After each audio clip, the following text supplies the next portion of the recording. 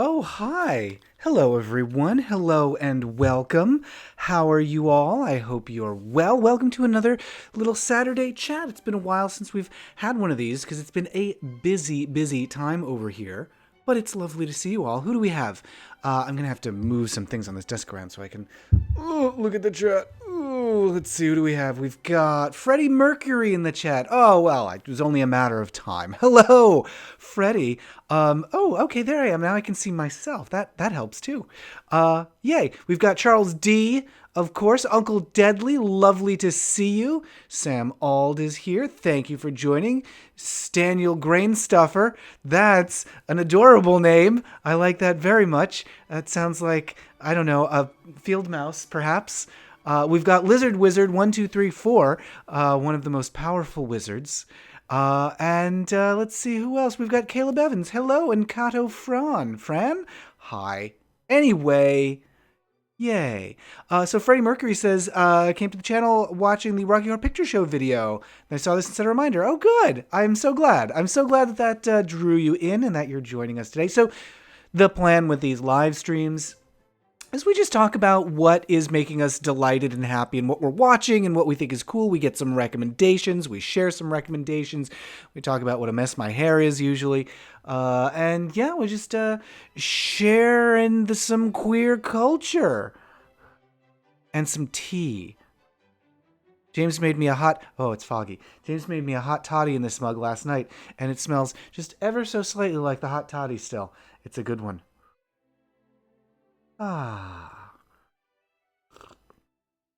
So there's some requests to talk about the chilling adventures of Sabrina, which I haven't watched, but please tell me all about that. Oh no, hello, Bumble Homestead is here with a little tip. Thank you, Bumble Homestead. I appreciate that so much. Roy Marvin says hello, and Nami is here. Hi, Nami. Love your Culture Cruise videos, says Staniel Grainstuffer, the field mouse. Thank you. And Gregory Highfield says, good morning. And Redneck Lover says, have you got to watch? Oh, one day at a time. So we do, what did we just finish? We just finished watching The Witcher. So maybe we can jump over to that on Netflix. And we also just watched The Queen, which is on Netflix now. Oh my goodness. It's very good. It's very good. I wouldn't say it's like an expertly crafted documentary, but it's a really, really interesting portrait of just one little moment in time. Oh, this is a good tea. Maybe because it's got just a tiny little bit of whiskey in it still.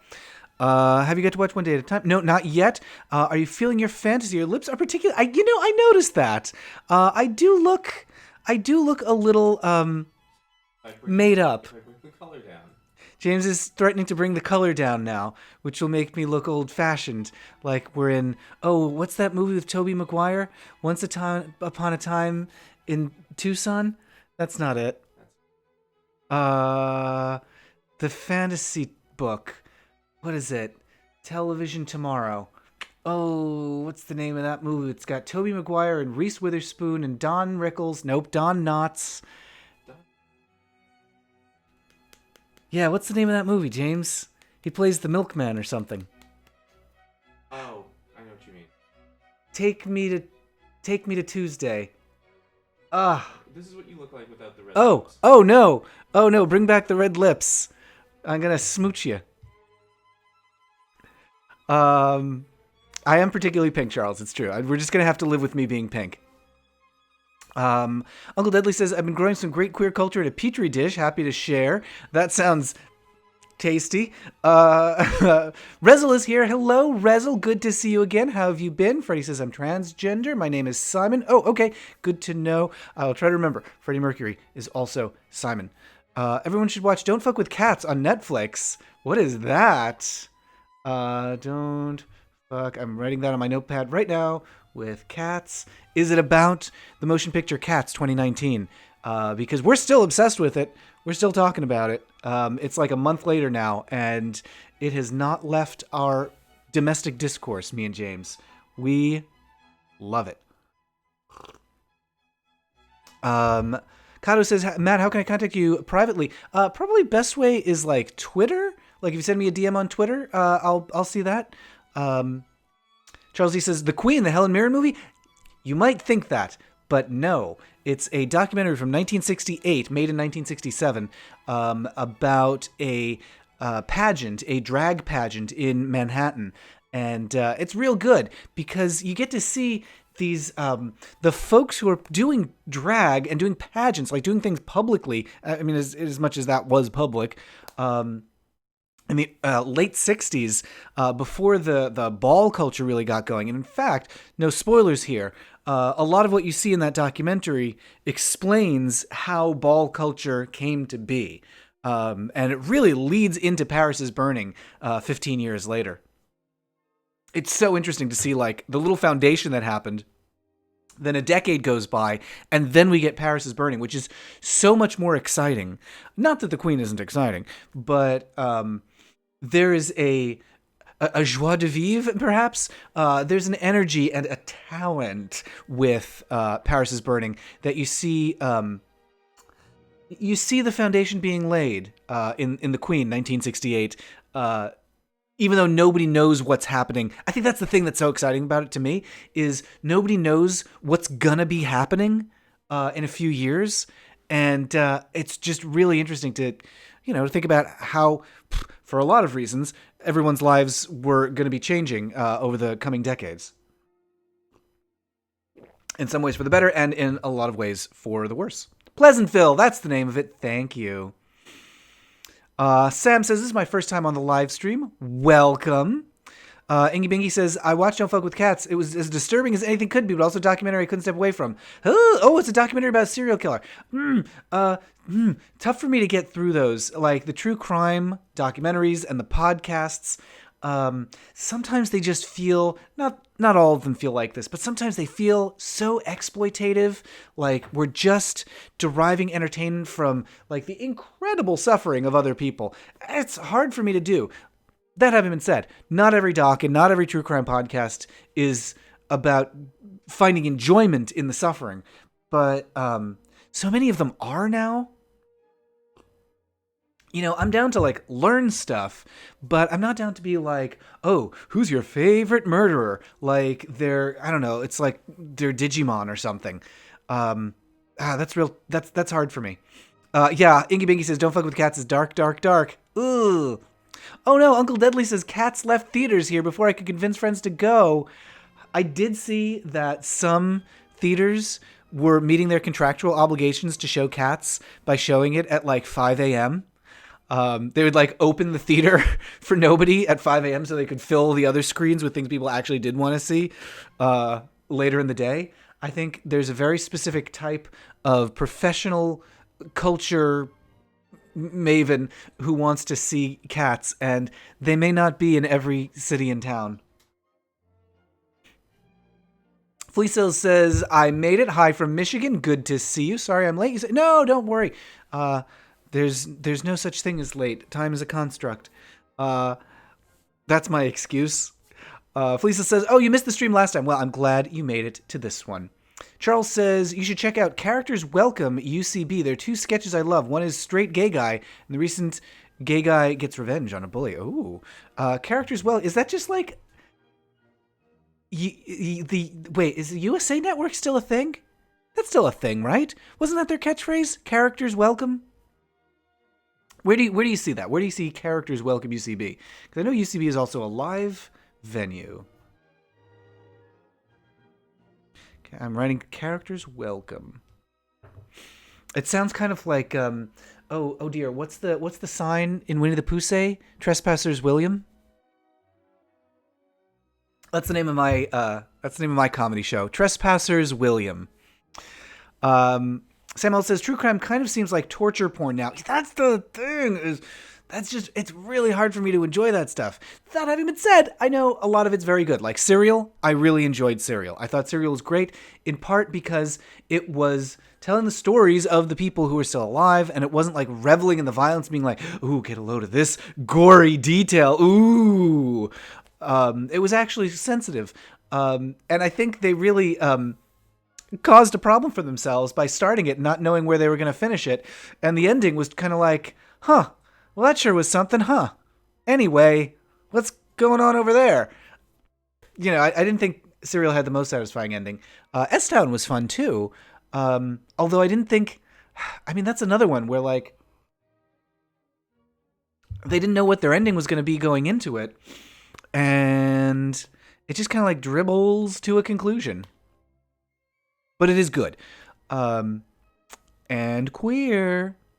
Oh, Caleb Evans says, came across a set of serial killer collectible coins. Yikes. Yeah, no, I'm trying to meet that, and I feel like I'm gonna have to go more than halfway to meet that one. I know that like there's the people who go to all the serial killer trials. I know that John Waters is super into that stuff, but it is real hard for you not to think of like, how the incredible sadness and pain and suffering that is associated with all that stuff. So it's not fun. It's not fun. I mean, there's so many things you can collectible coins. I don't know, collectible coins.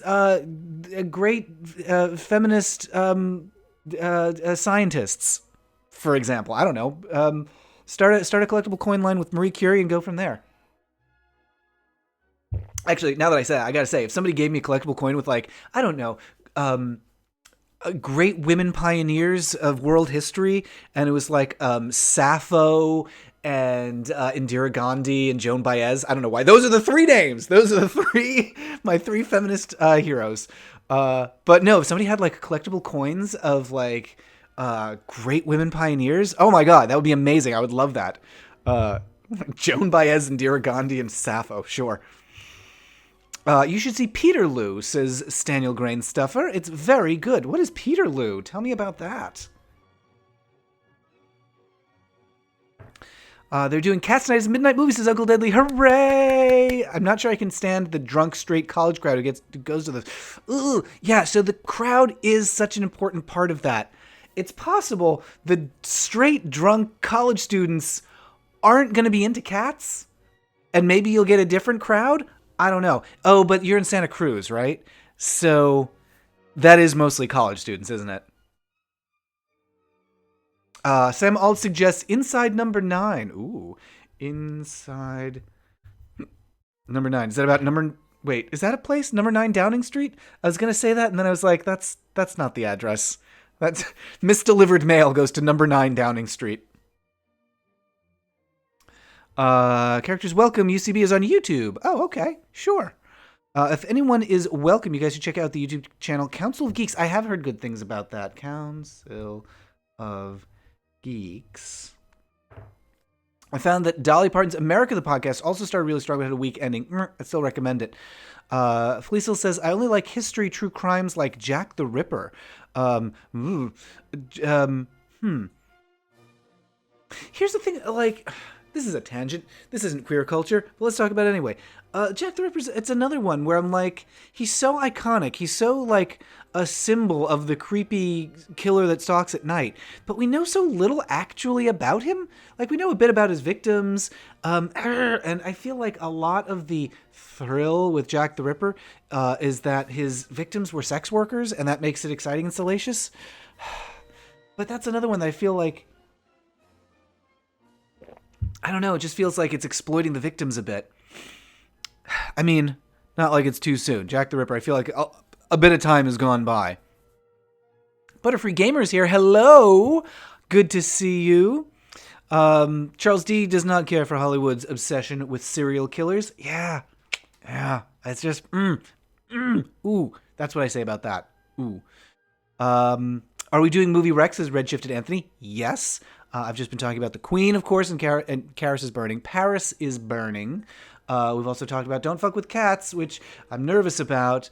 We've talked about Characters Welcome, which is both a UCB show on YouTube and also the slogan of the USA Network, which is still a thing, apparently, and possibly connected to USA Today, the newspaper? I'm not sure about that. I could be wrong about that. I feel like they have the same font. Peterloo, says Daniel Grainstuffer, is about a massacre that happened in Manchester in the early 1800s. Okay. I mean, I'll take your recommendation, but I'm definitely going to need a palate cleanser. Uncle Deadly says, I've been to other midnight movies here that should be fun but got ruined by the crowd. Labyrinth and Clue. I mean, those things do need some audience to fill in their gaps, let's say. Labyrinth is a lovely idea, but it has, as it was once described by one of the people who made the film at a screening that I went to at the Castro Theater, it has a lot of space. And I think it helps when you've got the right kind of enthusiastic audience to cheer for certain bits and shout at other bits and, appreciate the movie. But also, if they're unruly and drunk and a mess, then you feel like you're babysitting. Showgirls is one that I think... I'm sure there is a limit to how unruly a crowd can get that would be fun, but I feel like Showgirls is one where the crowd can get real sloppy and it's still okay. Inside Number 9 is a great dark comedy with a different story each week. Is written by Rice Shearsmith. I read that as Eerie Shearsmith. By Rice Shearsmith and Steve Pemberton.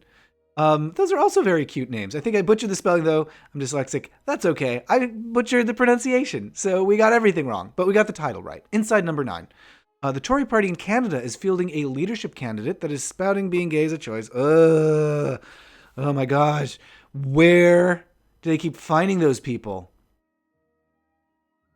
Sam Mullett has to go. Thank you for making me so welcome. We'll be back next week. Glad to have you back anytime. Oh, let's see when our next one of these is going to be, because Tuesday's the second day of the week, and February is the second month of the year. I think that's why I said Tuesday. February's next one is going to be the 8th. So February 8th is the next one of these live streams. Yes, that's correct. February the 8th. So I'm just going to make myself a little reminder to let everybody know about that later. February 8th. Phew.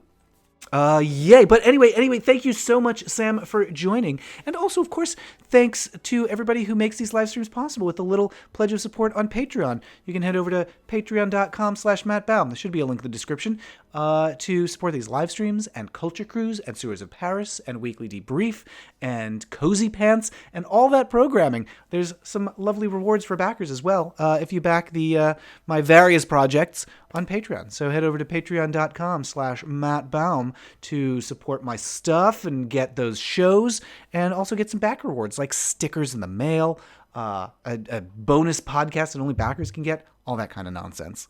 And of course, thanks to Bumble Homestead for the little tip over there with the very happy corgi, I think. Let's say it's a corgi. Sure. It's a little happy corgi. I'm looking at it right now dancing for me. It is putting a big smile on my face. Hooray. Always nice to have you in the chat, Bumble Homestead. Freddie Mercury says, I have the perfect tea recipe. Freddie Mercury, a.k.a. Simon, right? Simon, I think, right? Yeah, I think it's Simon. I lost my place in the chat. What is your perfect tea recipe? I have an old tea bag and the dregs of a hot toddy. That's my recipe. That's what Matthew's made of. Charles D says, I work for the parent company of USA Today. There's a parent company? Is it the United Nations today? What? She's just laughing at me. What? You're laughing at an image. Oh, okay. He's not laughing at me. I see. I'm not funny enough for you. Mohammed is here. I'm just here. Sorry I can't follow the talk. What are we talking about? We are, oh boy, all kinds of things. We've been sharing recommendations for mostly queer things to watch, but also some spoopy crime documentaries to watch. So if you've got some things that are making you full of joy, please feel free to share them in the chat. What else have we been enjoying? Oh, you know what I've been enjoying? I'm reading the Conan short stories, the Conan the Barbarian short stories. I'm really enjoying them. Not enjoying the racism in them. And of course the sexism, as always in that kind of literature. But, oh boy, like I'm having to do a little trick in my mind where I'm like editing as I read and I'm like, did not have to describe that character in that way. Ooh, did not have to use that trope. We'll just take that out in the revision. But of course, we do have to acknowledge that systemic racism is a serious problem in literature and all American culture. But the stories themselves are good. We also just watched Willow, which is not great. Not a great film, but there were little bits of it that that really did make me happy. There is a fight between two old witches at the end of that movie that is a real hoot and holler. So I recommend the last 7 to 12 minutes of Willow. Go up to the end of the movie, then back up 12 minutes and watch for another 5, and then you got the good bits. Redshifted Anthony says, I'm nursing a hangover and took a bath and watched an older gay movie, East Side Story. I don't think I know that one. East Side Story. Romantic comedy revolving around a Latino man feeling stifled by a conservative environment in East LA. Okay. East Side Story. What year is that? Hey Siri, what year did East Side Story come out? Nope, no response. Not listening at all. Great. Siri's the worst, everyone. Siri is the worst. Oh, she just woke up. Okay. So she just woke up and said, here's what she heard is, hey Siri, what year did You're the Worst? She just said that's not nice. Well, it's true. I've been trying. There's some way to get Siri on the phone to pipe over to OK Google so I can go hey Siri, OK Google, what year did East Side Story come out? And then Google will answer it for me. Stop it. Then Google will answer it for me because Google actually has the right answers to things. Anyway, Siri's not helpful. Redshifted Anthony says, it's not super serious. It does mildly explore themes of being Latino and gay and gentrification. Okay, that sounds great. Katie 1S is here. Greetings and hello from Decatur, Georgia. Ingy Bingy says, the Aaron Hernandez murder documentary looks at homosexuality and athletics. Okay. I'm interested in that investigation. It sounds like that's actually interested in an issue and exploring something rather than being ooh, blood, exciting. What is the name? The Aaron Hernandez documentary. What's the name of it? Shout out to Brody Art by Brandon. I think his brand, he does body paint and photography. Check him out. Okay. Oh, so it's Brody Art.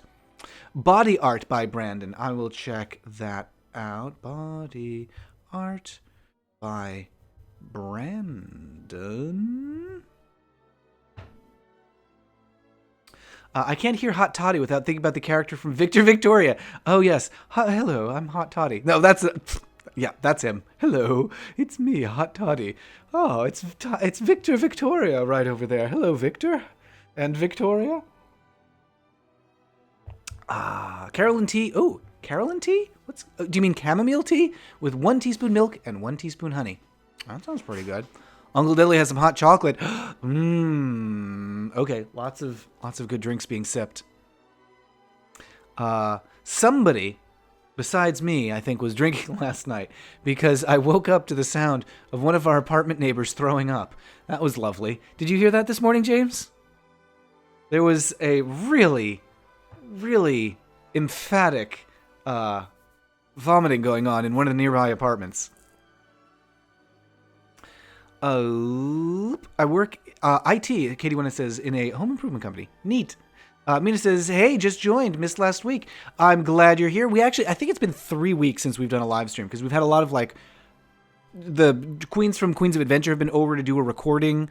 And then another set of queens from Queens of Adventure was over to do a different recording. And we've got more coming over tomorrow to do another recording. So it's been a very recording heavy couple of days here at the ranch. But yeah, we've gotten some really good stuff. There's an amazing episode of Queens of Adventure coming up. I worked on it last night. It's going to be tough. We've got a good problem with that one. We've got I've edited it down, and usually these episodes are an hour, if that. And this one right now is clocking in at an hour and a half, and I'm not sure. We may break things up and change things and push things to future weeks. But basically the problem that we have is we've got too much good stuff for the next episode. So there's a lot that we're working with in that one. Ty James says, have you ever seen Looking for Mr. Goodbar? I've heard that name, and I don't know what it is. So I'm going to put it on the list. Looking for Mr. Goodbar. And I'll have all these recommendations in the description of this live chat once it goes into the pre-recorded video on demand thing. I'll have the videos, I'll have the recommendations all written up and typed there. I'm reading A Very Stable Genius. I find myself shaking my head as I read the book. Ooh, that is a stress that I do not need. Livia Lautenschlager says, Willow is a great film. It's a great idea for a film. I think the execution on Willow does not always stick the landing, but there's some really neat parts. One of the wildest things about that movie, James noticed this, is there's a female character. There's a woman who's like a warrior, and she's exciting and mysterious and cool and tough. And then Val Kilmer kisses her halfway through the movie, and she switches sides. Spoiler alert for a movie that's 40 years old. Val Kilmer kisses her at some point, and I guess it's more like 30, but still. And then she literally never talks again. She has one line for the whole rest of the movie. The line is, "Mother, I... ... That's it for the rest of her dialogue. Once she kisses a man, she is not a thing anymore. And there's other problems too, but boy, oh boy. Anna Iglesias says, Willow's getting a TV series. That sounds like an unlikely property of mine. Is that true? Willow TV series? Lucasfilm developing a Willow TV series. Okay. Developing doesn't mean it's happening. But that's wild. Yeah, in 2019. Lucas and Davis discussed confirmed there are ongoing discussions regarding a sequel. Announced that a sequel television series is in development. Intentions to be released on Disney+. Warwick Davis will reprise his role from the original film. I mean, I've seen enough in developments to know that means maybe something kind of similar might happen. There's been a meeting. Yeah. James from the other room says there's been a meeting. And people have meetings about all kinds of things. So, I don't know about that. Oh, it's going to be, according to Ron Howard, it's going to be written by Lawrence Kasdan's son. Okay, sure. Who's actually, I didn't know this, fairly accomplished. He wrote Freaks and Geeks. He wrote Solo, a Star Wars story, so and he acted in a bunch of things. Okay, so, I mean, he's kind of accomplished. He wrote episodes of Dawson's Creek. Weird. Anyway, I mean, the world's not bad. The Willow world is not bad. It's just that movie basically hits the tropes without telling any story. It's just like, well, we got to have one of these, and we got to have one of these, and we got to have one of these, and just like have those elements, and don't actually have any characters make any decisions. So unsatisfying. Lizard Wizard 1234 says you should watch The Dragon Prince on Netflix. That's another one where I like the idea of that one. We watched season 1 and we're like, that was okay. And we started watching season 2 and just couldn't get past the first episode because it was so, I don't know, languid. It had like a terminal case of the Netflix problem, which is padding. So much padding, you can't even see the drag queen underneath. Same thing with Kipo. We started watching Kipo and couldn't get past the first episode because it was like, when does the story start? It's just like standing around talking about things that would make a good TV show without actually making the TV show. Same problem with Willow. Just like padded.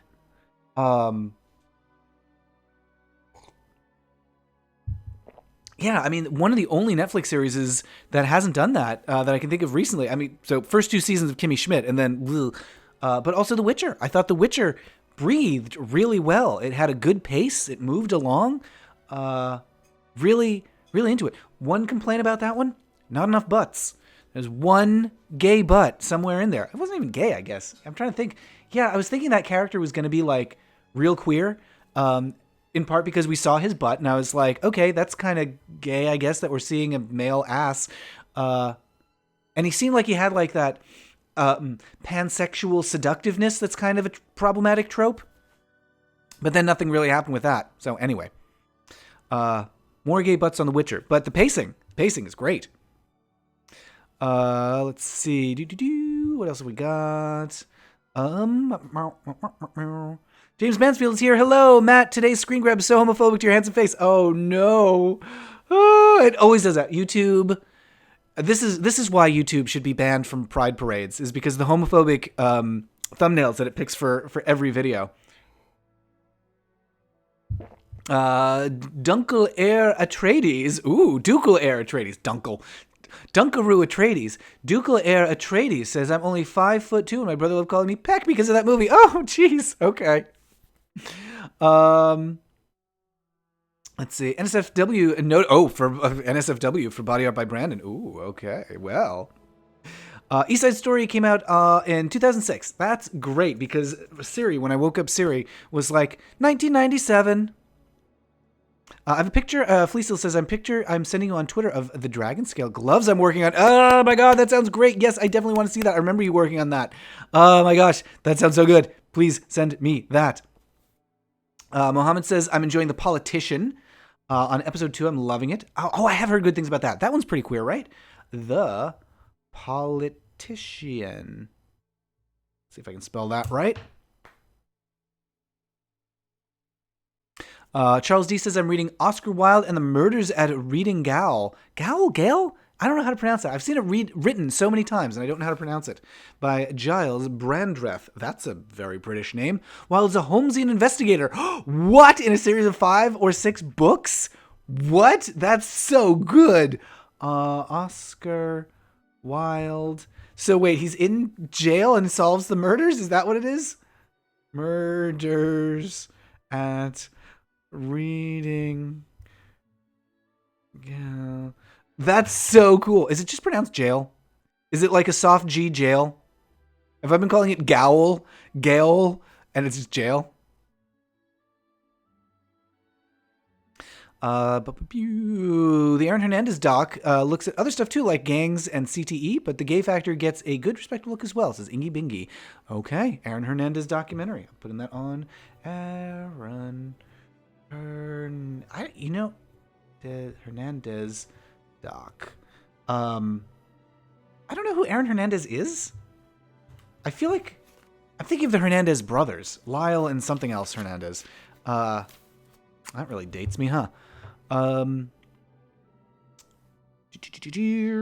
hate J.K. Rowling because she's transphobic and she keeps saying Dumbledore is gay but never proves it, says Freddie Mercury. Yes, I know. Here's the thing is I consider those books out of her hands at this point and in the hands of the fans, which is not as satisfying as just having a good creator. But we can put the author who has had difficulty finding her compassion to the side for a little bit and just focus on what the community has created, because that is now, I think, better than her.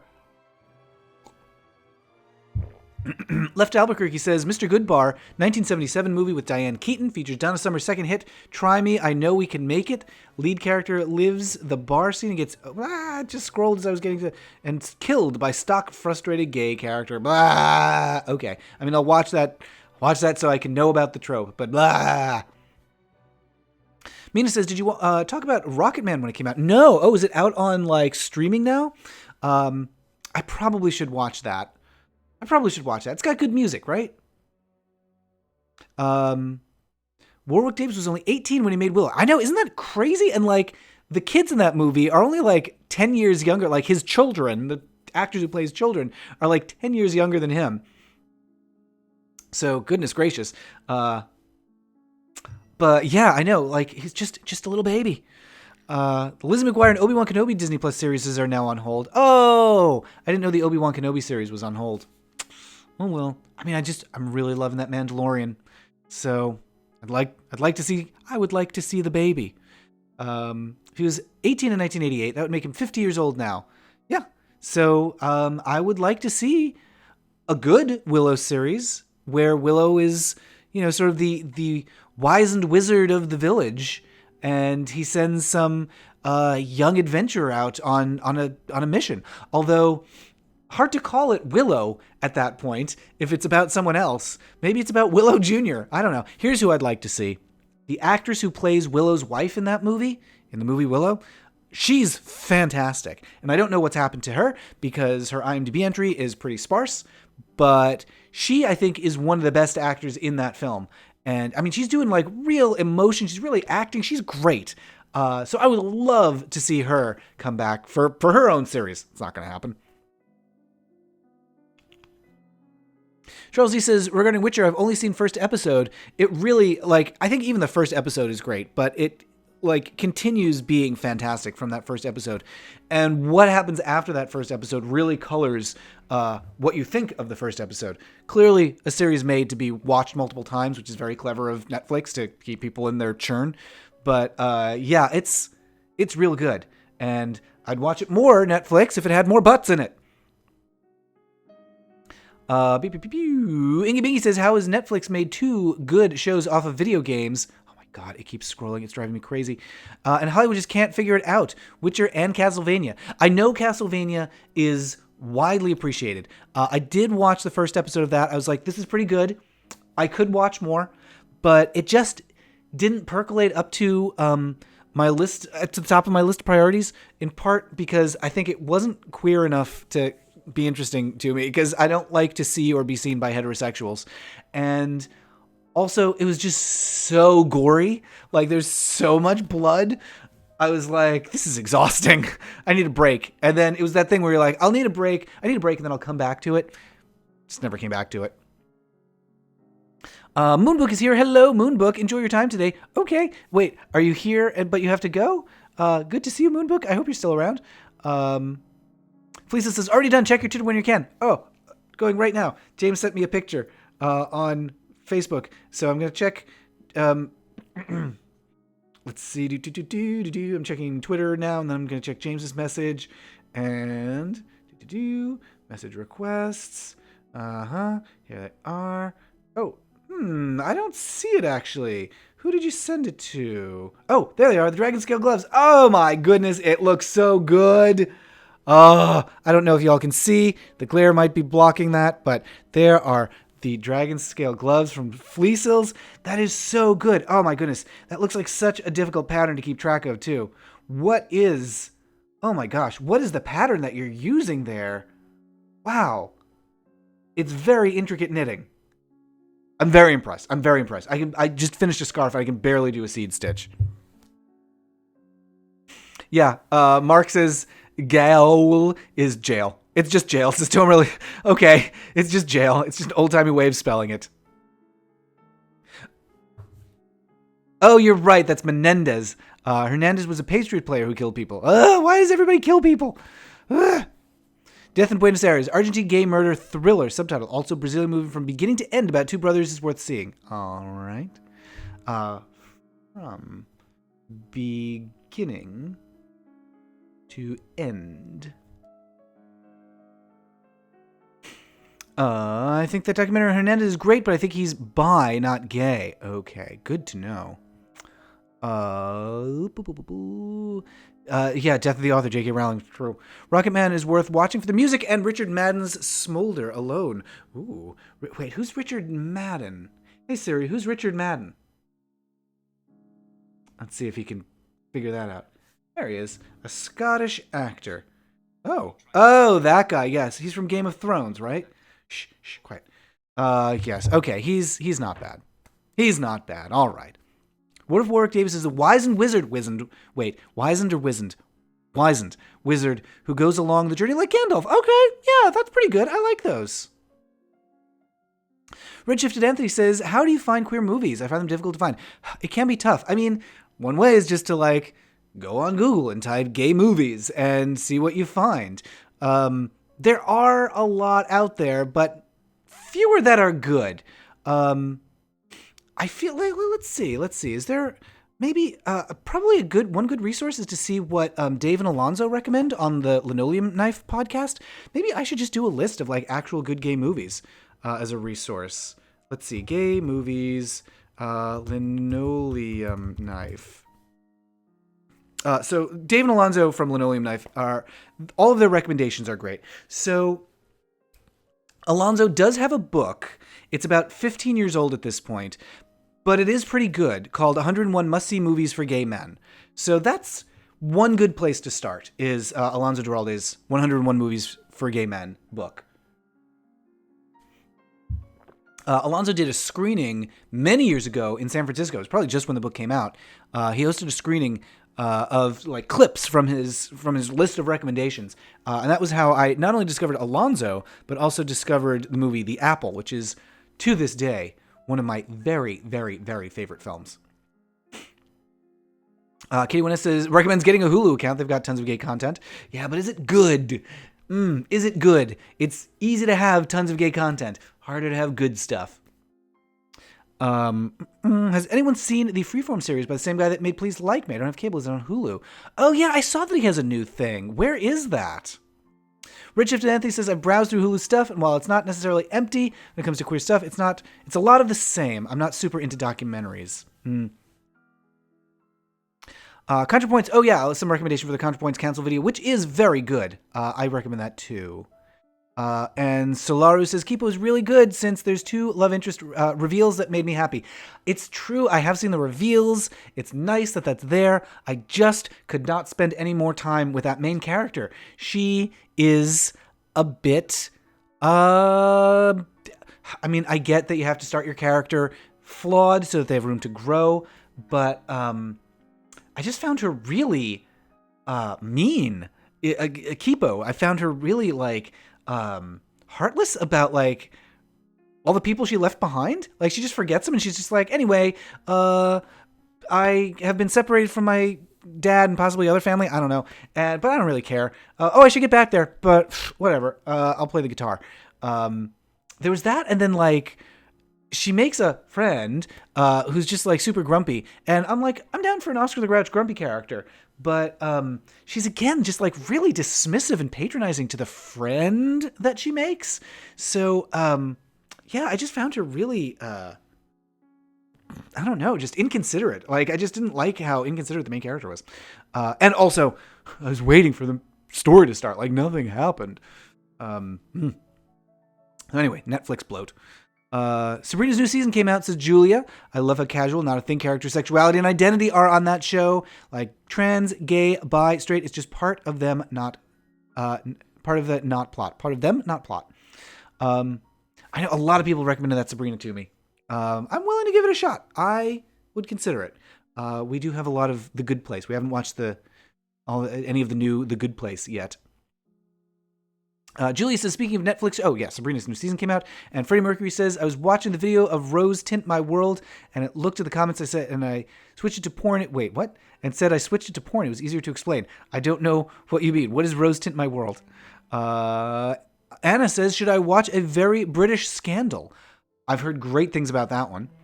Mina says, Richard Madden not only bedded Elton, but also Boy George in Worried About the Boy. What a claim to fame. Yeah, that's true. I mean... honestly, like, just looking at his chiseled jaw and handsome chin, the claim to fame is Elton's and Boy George's. Felicia says, it's a crocodile crochet stitch. And then granny crochet stitch. I don't know the crochet stuff. I'm hoping to be able to make more and get them on Etsy in the near future. They're fun to make. That sounds fantastic. If you do post them on Etsy, let me know. Send me a link, and I'll signal boost it, because they are great. They look so good. I figured if I go on Google and look up gay movies, I'd find something else, says Ingy Bingy. I mean, that is one place to start. What would I start? Like, watching gay movies, where would I mean, it really depends on what you like. I know you said you don't like documentaries.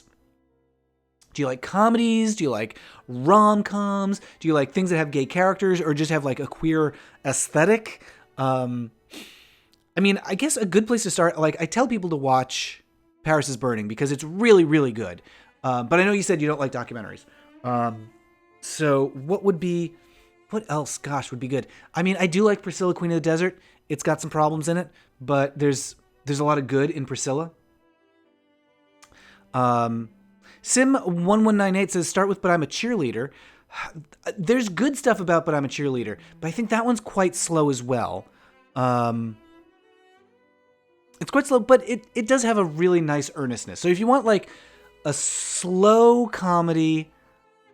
I'm really not selling this. If you want a comedy that takes its time and has some nice love stuff and is really earnest and it's not cynical, I think a lot of the jokes on it are easy jokes to make in But I'm a Cheerleader, but it's got some nice love stuff. So that's a good place to start. Uncle Deadly's got to run. Happy recommending, everyone. Thanks for joining, Uncle Deadly. Good Place is ending next week. Yikes. Okay, gosh. So we better get on that. Freddie Mercury recommends the song from the Rocky Horror Picture Show. Oh, I guess Rocky Horror Picture Show is probably a good place to. It's a good gay movie to watch. Yeah, that's one that's probably best watched with people. So you can watch that just on your own, but it's a good one with people to watch. Oh, Everything's Gonna Be Okay is the name of it. It is on Hulu from the Please Like Me guy. Okay, Everything is Gonna Be Okay. Everything's going to be okay. Roasted My World is one of my favorite Rocky Horror songs. Oh, that's what that is. Really? Is that the name of the song? Like at the end? Is that one of those songs from the end? I didn't know that was the name. Anna says, I love Debs. It's just a good comedy about a super spy agent that fall in love with a supervillain. They are both women. Ooh, okay. Yes, yes. I remember when that's 90s. Yes. Julia says, I like some 90s classics as an intro to Wong Fu. I'm a cheerleader. They're staples at my GSA. Sleepovers back in the day. Yeah, Wong Fu and But I'm a Cheerleader. Those are pretty good. Pretty good. Pretty good. That's the thing. Like, I hold movies to such high standards that I'm like, oh, well, it's not perfect. So, but yeah, they're good films. They're fun. Oh, and Charles D recommends to Ingy Bingy checking if your library connects with Canopy, a movie streaming service. Lots of queer content on that app if your library has a contract. That's good to know. My favorite queer movie is Fried Green Tomatoes because it's the only lesbian movie I've watched that focuses more on their love as opposed to purely sex, says Mina. Yeah, I think the book is pretty queer too. If I may be thinking of something else, but I think the book is pretty queer. Fried Green Tomatoes. I don't think I've watched that since it came out. Fried Green Tomatoes. The Birdcage is great. Oh yeah, the Birdcage is good. The Birdcage is interesting. I hear that the French version, the French original version, is better, but there's a lot of fun stuff in the Birdcage and a lot to talk about in that movie, particularly regarding the relationship of the two main characters, because Armand and what's his name, Arthur and Armand, do I have that right? Their relationship, watching it now, doesn't feel warm and loving, but I don't know. Like I think about I actually think about their relationship in that movie a lot because it doesn't seem like they support each other like I would want a gay couple to do. But also, we have so few gay couples in the media for them to be modeled on, like for basis of comparison. Like it's so seldom that you see same-sex couples at that time. When did they come out? Like 93? That I haven't said. Longtime Companion came out like 5 years earlier, and there's some very loving gay couples in that. Longtime Companion. It's a great movie, but oh my god, it'll destroy you. It is very sad. Redshifted Anthony says, I'm in my early 20s. I love this movie called Hard Pill. Essentially, a gay man is disenchanted by gay culture because he's not traditionally good looking. He takes a pill to become straight. Ooh, okay. Interesting. You might like Jeffrey. It'll feel a bit dated because it's very like 90s epidemic pre-cocktails, but that's another one about like being disenchanted with gay culture. Maybe Trick too. Hard Pill. I'm putting that on the list. Birdcage is hilarious as XOXO Bob. RP Robin Williams. Fleecil says, I saw Tu Wong Fu and Birdcage the same week for the first time a few months ago. My favorites now. That's great. Albert. Yes, Albert. Okay, Rose Tint My World is when they're all in corsets and dancing, singing. Columbia starts the song. Oh, the song of the floor show. Oh, I guess I just never knew the name of that. Julia says, Birdcage is my favorite movie just outright. I watch it every year on my birthday.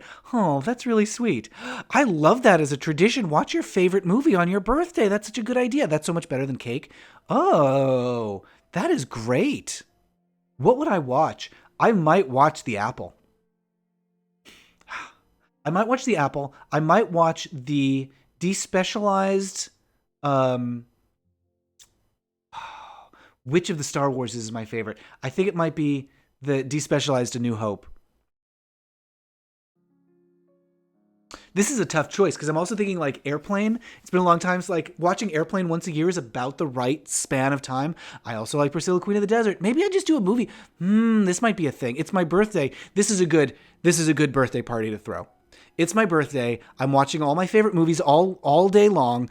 We're gonna start with My Neighbor Totoro, and we're just gonna watch my favorite movies all day. Come over whenever you feel like it, and we're gonna watch a movie that I love with my friends.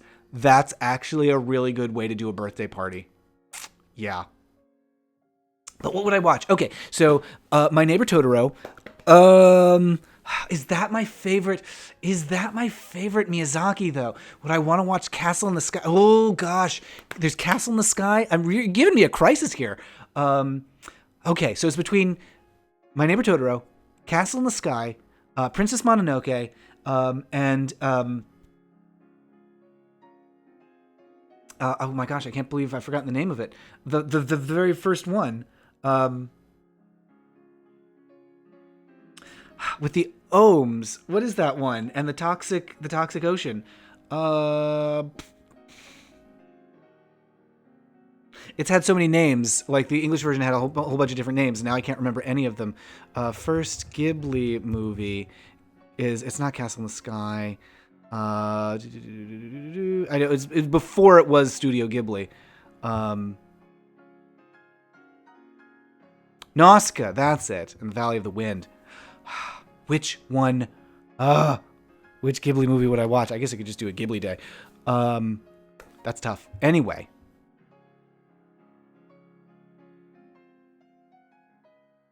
Charles D says the original French movie version does have spousal abuse. Oh no, I don't love that.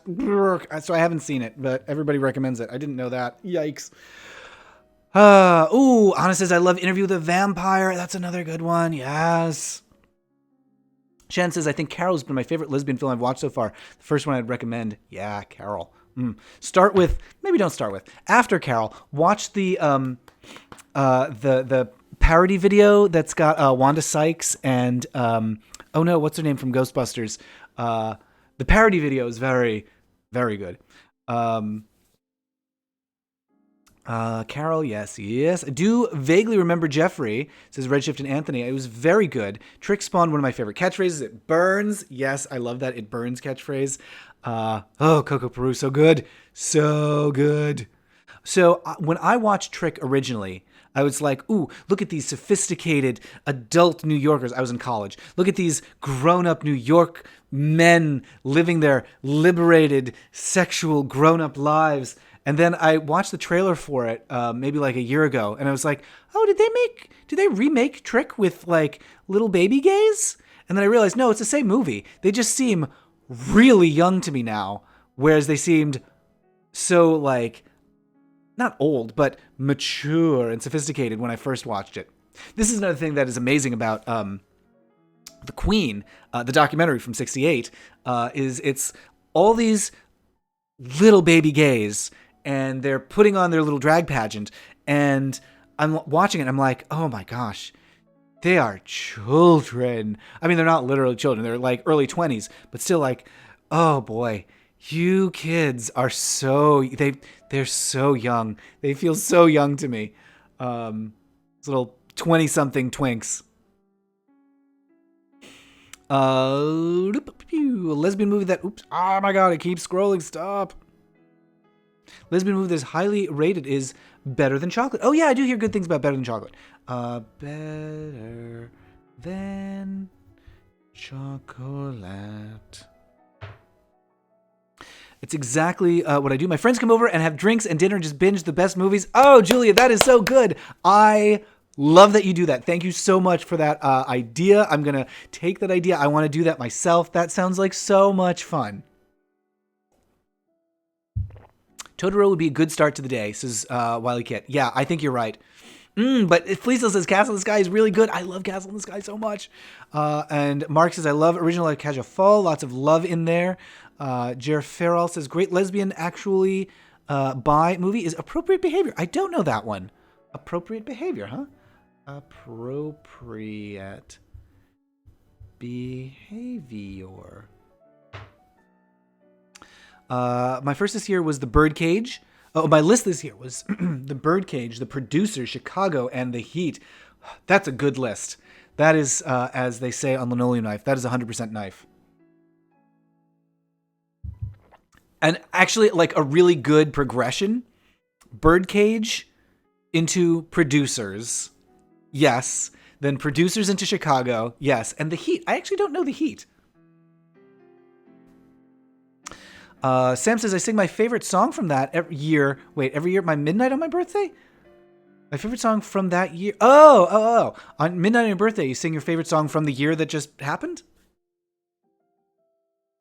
Mina says, lesbian movies need a serious makeover. I'm hard-pressed to think of a single one without someone being assaulted. Oof. Lesbian gets early shafted by the barrier gaze tropes. Yeah, actually, you're right. What do you think of the Rita Moreno movie, The Ritz? And Jer Farrell says, The Ritz is horrifying. So there's a good scene. Oh, wait, am I thinking of The Ritz? I always confuse The Ritz with a different one. I think I'm thinking of The Ritz. When she sings I Have a Dream, is that The Ritz? She sings I Have a Dream in the bathhouse. So that scene is kind of fun, but I haven't seen the rest of the movie, so I'm going to put that on the list. The Ritz. Michael Clark says, if I had a birthday movie, it would be Beautiful Thing. That's another good one. Yeah, Beautiful Thing. That's a great gay movie. I watched that with a boy that I liked in high school. And it was romantic because we were on a couch and we snuggled together, and nothing happened. But it was romantic. And then what did we watch? Oh, we watched Wag the Dog, and things got steamy because that movie was a little too boring for us. But not a sexy film. Oh yeah, Freddie Mercury says another queer movie is Hedwig and the Angry Inch. That's a good one if you like musicals and aggressive like punk. Punk's maybe the wrong word. Punk's the wrong word. But like confrontational. Like it's really an assertive movie. Hedwig for sure. David Abercrombie likes Beautiful Thing. I only remember Cliff Clavin in a bathhouse. Out of context. That's quite a sentence. What a thing to remember. An affair to remember. Cliff Clavin in a bathhouse. And some of my favorite friends. It's a hard one to find, but if you can find it, it's probably streaming on something. Some of my favorite friends. Another gay movie from I want to say the 70s. Hey Siri, when did Some of My Favorite Friends come out? Nope. Maybe I've got the title wrong. It might be just Some of My Favorites. No. Oh, it's Some of My Best Friends Are 1971. If I do a video about the Queen, I should probably do a video about Some of My Best Friends Are. It's another one about gays, like slice of life gays, not a documentary. You should watch Formula 17, a gay Taiwanese movie about this guy who came from the country to the city to find love. It's romantic and hilarious. I will put that on my list as well. Formula 17. Formula 17. Whoops. Formula 12 for some reason. Formula 17. Ty James says, have you seen the Doom Generation? Yes. Okay. So let's talk about that. Let's talk about Doom Generation, Totally Fucked Up, and Nowhere, and all those what's the name of that guy who directed all those? Doom Generation is Gregor Rocky. Yeah. Okay. So if you're looking for gay movies that are confrontational from the 90s, all of Gregor Rocky's films. And what's the one that he made more recently? He directed an episode of Riverdale. But yeah, so all those Gregor Rocky movies will really do a number on you emotionally because they're about people in very dire circumstances where there's a lot of nihilism and what's the point of being alive? But there's also some great Parker Posey because it's the 90s and it's an indie film. So of course she has to be in there to some extent. 5th of July. Wait, is that your birthday? Mark H has got to seek out the Apple. New to me. Everybody should see the Apple. It is so good and so weird. That's another one. Best watched with friends. I love it so much. So, if I was going to do a whole series, it would be The Apple and Xanadu and maybe House. Maybe House. I think House fits in with those. I think that would be my triple feature. Taman says, sorry I'm late. How's everyone doing? Good. Good to see you, Taman. We're sharing some recommendations. What would you watch if you're doing like your favorite movie marathon on your birthday? What would be on your list? I'm still having real trouble like narrowing it down to enough movies that you could watch in a single day. We'd have to watch them on double speed. Different alsos from the 90s UK movie. There's another 90s trans film starring Julie Waters and Adrian Pasdar, who's more known of that guy in military leader roles. Gregor Rocky's made some amazing movies, says Redshift and Anthony. Can't Stop the Music. That's an interesting one. Yeah, that's the Village People one, right? With Steve Guttenberg. For some reason, that movie came out. Was that the same director or producer, maybe, as Grease? And then he went on to do Alan Carr, I think, did the disastrous 1984 Oscars.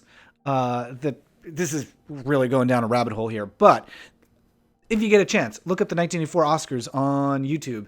The opening number is just this like musical catastrophe, this completely cocaine-fueled fiasco of an opening with Snow White gets lost going to the Oscars, and it turns into like a Rob Lowe musical number, and it's just like one thing after another. It makes no sense.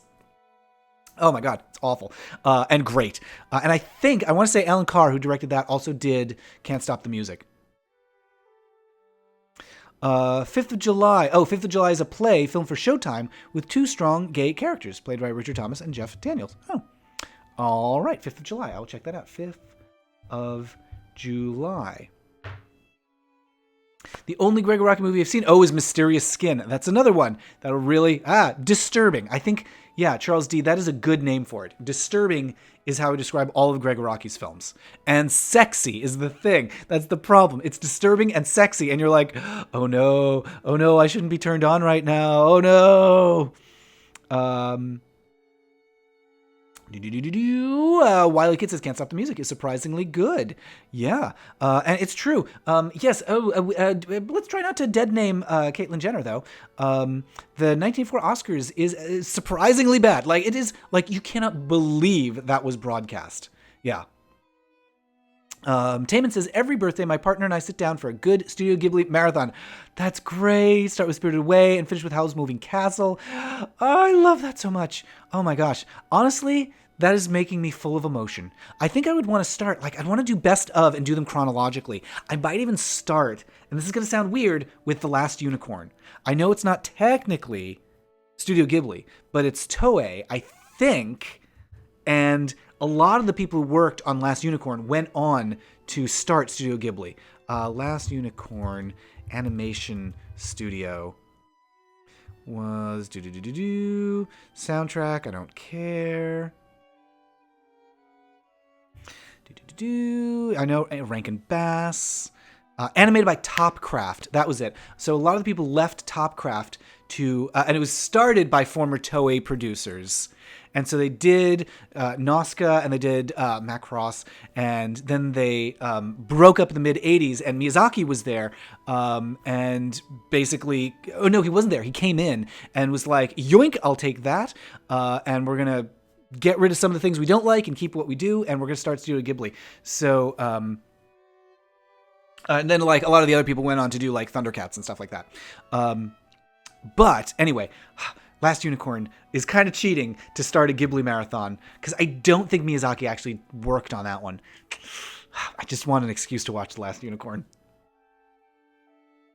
Can't Stop the Music was directed by Nancy Walker? Really? I didn't know that. That's amazing. I had no idea. Huh.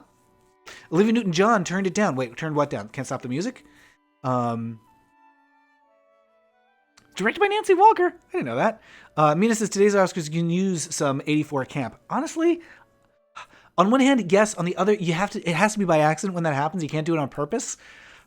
So, I want to see another Oscar fiasco on that scale. But also, you can't force it. You got to just let it happen by accident. Gotta go soon, says Caleb. Working on a Joe Rogan article for Queer News LGBTQ, hopefully this afternoon. That's a troubling one. I don't know how to feel about that whole thing, because on one hand, he said a lot of things that suck. On the other hand, if we can get his followers to, like, if, we're always talking about, like, winning over hearts and minds, and maybe this is a way to do that. I don't know. Maybe I'm hoping for too much, and people can't change. But I would love to think that Joe Rogan is turning over a better leaf and doing some good by endorsing a progressive candidate. And on the other hand, like, there's only so much impact you can have on these things. I live in Washington State, so there's zero impact that I can have, like, with my vote. Same thing for everybody in California. There's nothing you can do that's going to matter for the election. So whatever.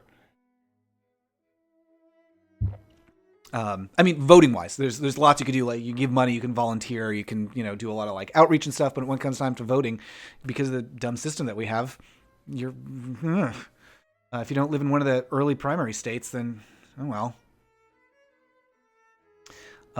Mina says, I love The Last Unicorn. I know. I just want a reason to watch it. It's so good. Somebody was like, there was a Twitter thread the other day of, like, amazing lines from the book. There's amazing lines in the movie, of course, like, how dare you come to me now when I am this? Oh my God, I get goosebumps just thinking about that line. Also, the tree, I know it's not like a memorable line, but the tree being like, I love you, I love you, I love you, I love you. It's such a good moment. I mean, everything from Mommy Fortuna, it's such a good movie. But the book is even better. I've been told, I haven't read the book, but I believe when people say that it's better. Let's see. Michael Clark recommends another disturbing, great, disturbing, beautifully shot film is Swoon. Swoon. All right, that's on the list. Freddie says Hedwig and the Angry Inch is more rock and roll. I think that's right. Jeffrey L says, I just jumped in and say hi. Hi. Hello. Wiley Kid says, there was a rave in the mid-2000s in the Bay Area. The writer of the book of The Last Unicorn. What? You ran into Peter Beagle at a rave in San Francisco? What? Please tell me that entire story. What was that like? Because even in the mid-2000s, he would have been, a bit of an older gentleman for going to raves. I want to know everything about what happened. Oh my gosh, that's amazing. Oh.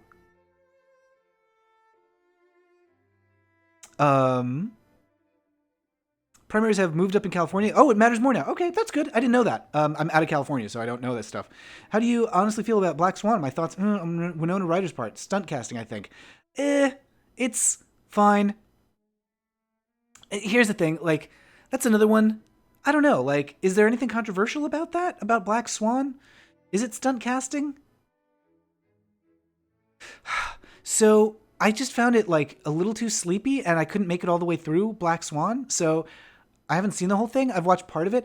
I watched at a screening that they were trying to make a thing, like they're trying to make Black Swan like a campy movie thing, like Rocky Horror. And they had like a list of things you were supposed to shout at the screen, and it was just so like forced and obnoxious. It was not good. Anna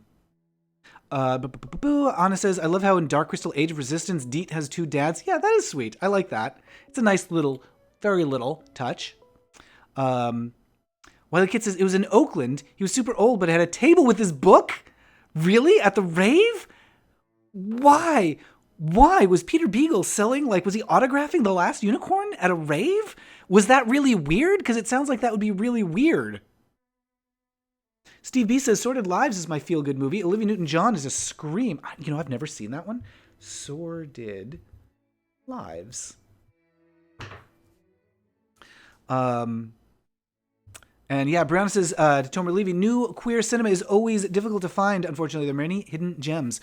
I wish there were more places that were streaming stuff like that. But yeah, like that 90s, like Go Fish. Gosh, remember Go Fish? Those movies from the 90s. And I know a lot of people like Big Eden. I super don't. Sorry. I just like the people in that movie don't behave like real people.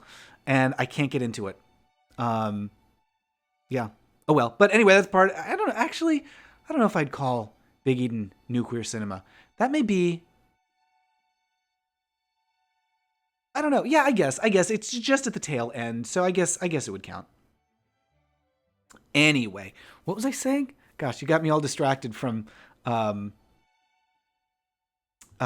Black Swan. Yeah, can't do Black Swan on purpose. I mean, you can't make Black Swan funny on purpose, which is what they were trying to do for some reason. Mark H says 5th of July is Lanford Wilson's A Sad Funny Play about post-Vietnam War disillusionment. Oof. First play to tackle Vietnam War issues on Broadway in the 80s, in 1980. Wow. And Raphael is here. Hello, Raphael. Glad you could make it.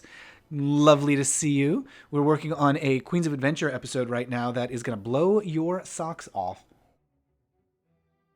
Of course, if anybody is interested, and you all are, I assume, in listening to Queens of Adventure, drag queens playing Dungeons and Dragons, going on an adventure, having a quest, messing things up, things getting real sloppy, head over to queensofadventure.com. We are just at the end of our no spoilers. We're just coming up on the end of a story arc that is going to become a new story arc that I think you're really going to love.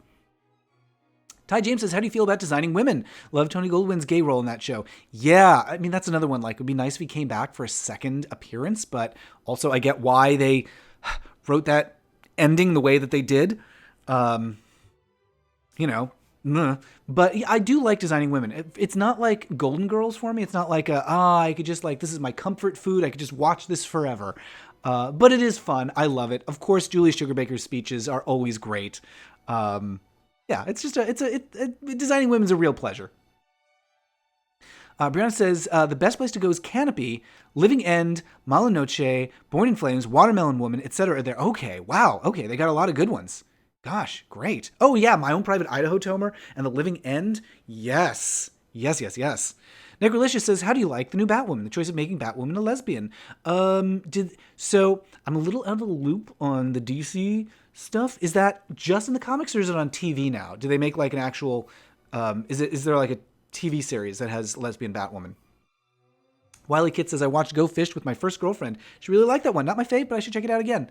It's another one that's it's good. It's okay. Not great. It's good. It really puts you in time. It really makes you feel okay, it's 96 or whenever that was made.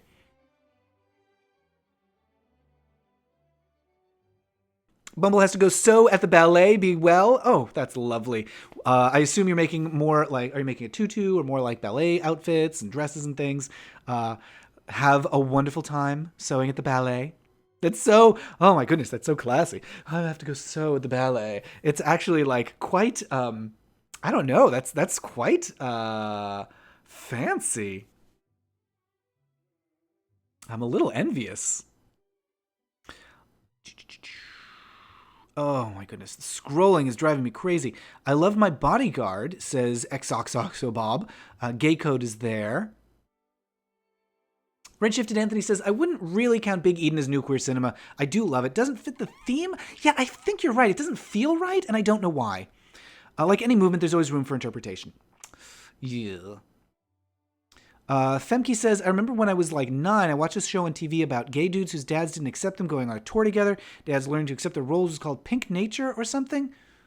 Oh yeah, that doesn't sound familiar. I was thinking for a moment Pink Narcissus, but that's really not that.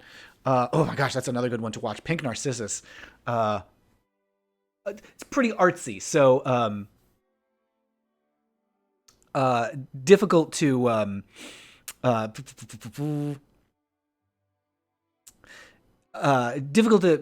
watch with, I don't know, maybe I was gonna say difficult to watch with friends because there's not a big story there. It's just beautiful images, but I guess you could. Did you ever see Age of Innocence? Very posh film. No, Age of Innocence. And yeah, I'll have all these recommendations written up in the chat. I mean, from the chat in the description of this video at the end. Age of Innocence.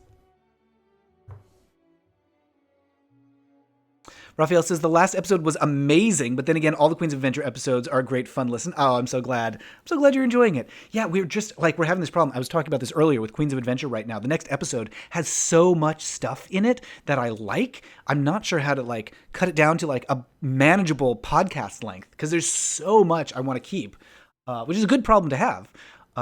When we're making Queens of Adventure, our priorities, top priorities are comedy, So it's got to be funny, commitment, that people are like really into what's happening and they're like emotionally invested at the table and they like want to be playing. There's a lot of that happening in this episode. What else? Continuity, like it just feeds into the rest of the story that's like going on and doesn't like happen off in its own little pocket universe. Character. There's a lot of good character beats where people are making decisions based on who they are as characters.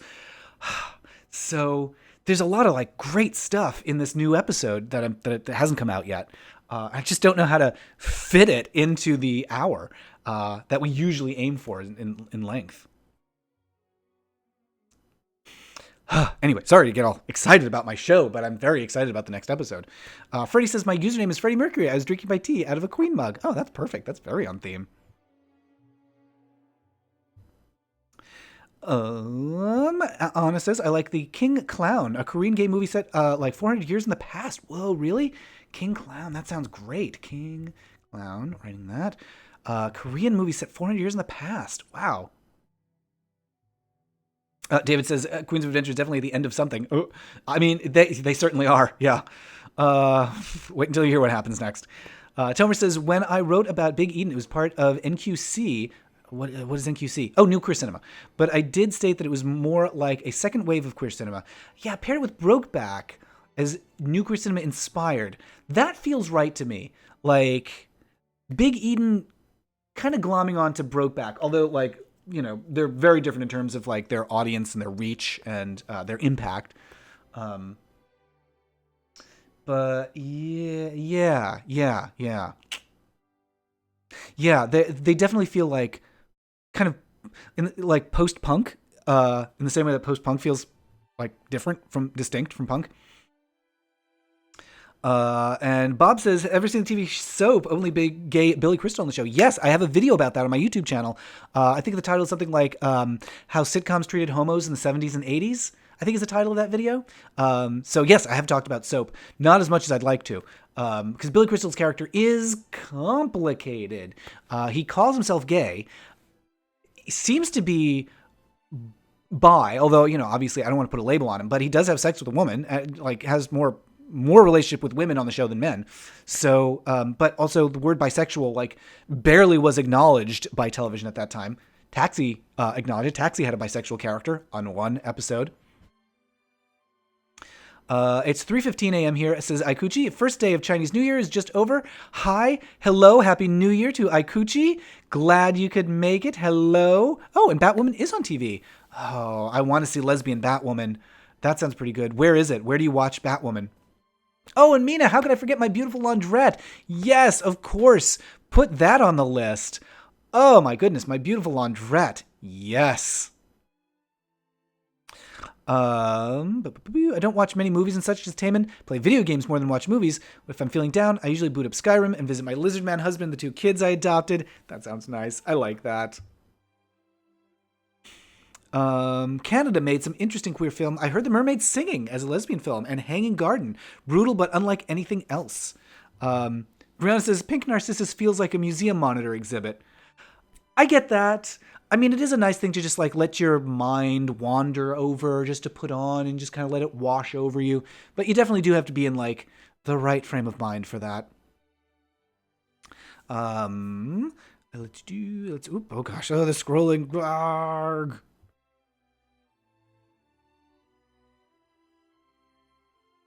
Ty James says, I love the shout out you did to the Cheers episode Boys in the Bar and the character Diane Chambers, who's my favorite. I'm working on a YouTube video about that episode, like another video that like goes more in depth on that episode. So keep your eyes out for that. Pink Narcissus just reminded me of Ideal Home. Paul Rudd and Steve Coogan are a gay power couple in Arizona with cooking show and surprise grandson shows up. Ooh, that sounds good. Ideal Home. Mark H says, I love the very low budget Thelma and Louise as gay HIV revenge fantasy, The Living End in 92. Don't know how it would look now. Yeah. So a lot of that new queer cinema stuff, I don't know that I would say it doesn't age well, but it's not timeless. Anna says, in case you didn't read it, Ciri from The Witcher is supposed to be gay, or apparently subject that she is, showing her promise that she will add representation. Okay. I mean, there's nothing in the first season of the show to get that across. So, I mean, I'd love to see it. I would like to see it. I would like to see the baby. Jeff Farrell likes, yeah, Boys in the Bar, that Cheers episode. It is really good. It's so well written. It's such a tight not one act. It's such a tight, like, 3-act play. Living End was good, chaotic, very much a 90s vibe. Yep, says Redshift and Anthony. Don't know you could capture that again. And Batwoman is on WB Network, says Raphael. The whole DC universe on TV. Okay. Batwoman's a relatively new character. I will look for that. Tomer says, it's about time I put that new queer cinema essay online. I'll send it to you if I do. Yes, please. I would love to read that. And Necrolicious says, I wonder if Disney would ever make a major film with a gay lead. Maybe someday. Honestly, like, for all the talk they have about, like, oh, yeah, the next film, like, Endgame has a gay character, and the next Marvel movie is going to have a trans character, they say. And it's always somebody off to the side, and they could be cut out for, like, you know, it would be nothing to cut them out. Honestly, I don't know if it will ever happen, because most people aren't gay. Most people, I think this is fair to say, I think this is accurate to say, most people aren't queer. And so if you are a movie studio, particularly one that is thinking about, like, making money overseas, and you're like, oh, will we make our lead character straight or queer? You know, just strictly from a make as much money as we can perspective, might be hard to justify making them queer. Ever. On the not timelessness on new queer cinema, I showed My Own Private Idaho to a film class a couple years ago, and the class was genuinely confused, as Jared Farrell. What were they confused about? I'm really curious, like, how the youth would take My Own Private Idaho today. Like, what does that movie mean to the youth of today? Prager Woos is here, says hello.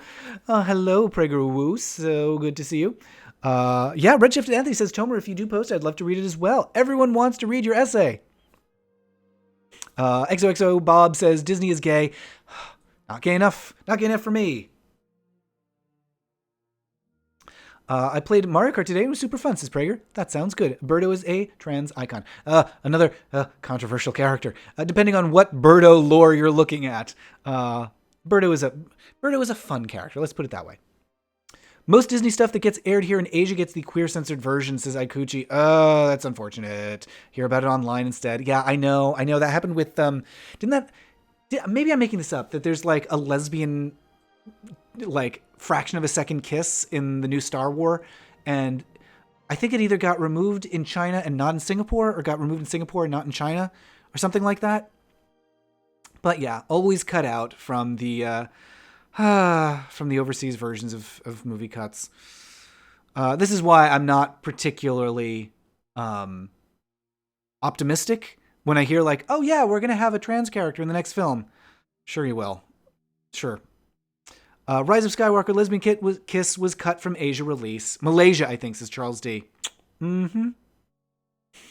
Charles Ritt says, you should say something about Jerry Falwell and his pool boy. Well, here's the thing, is, like, for one thing, like, I don't think that enough has been confirmed. Like, it's all innuendo-y. So it's not, like, caught on tape or whatever, or the pool boys come forward. So, you know, it's just rumors and gossip at this point. And I mean, it's very seductive to believe that it's true, but also, if it's just rumors and gossip and nothing's been confirmed, like, you don't want to cry wolf on something like that. Also, like, to a lesser extent, I'm all for, like, outing people who are hypocrites and deserve to be exposed, but also, I don't love the trope, and maybe this is not what's going on here, but I don't love the thing of, like, oh, he's homophobic, he must be secretly gay. Often, not always, maybe not even most of the time, is that the case.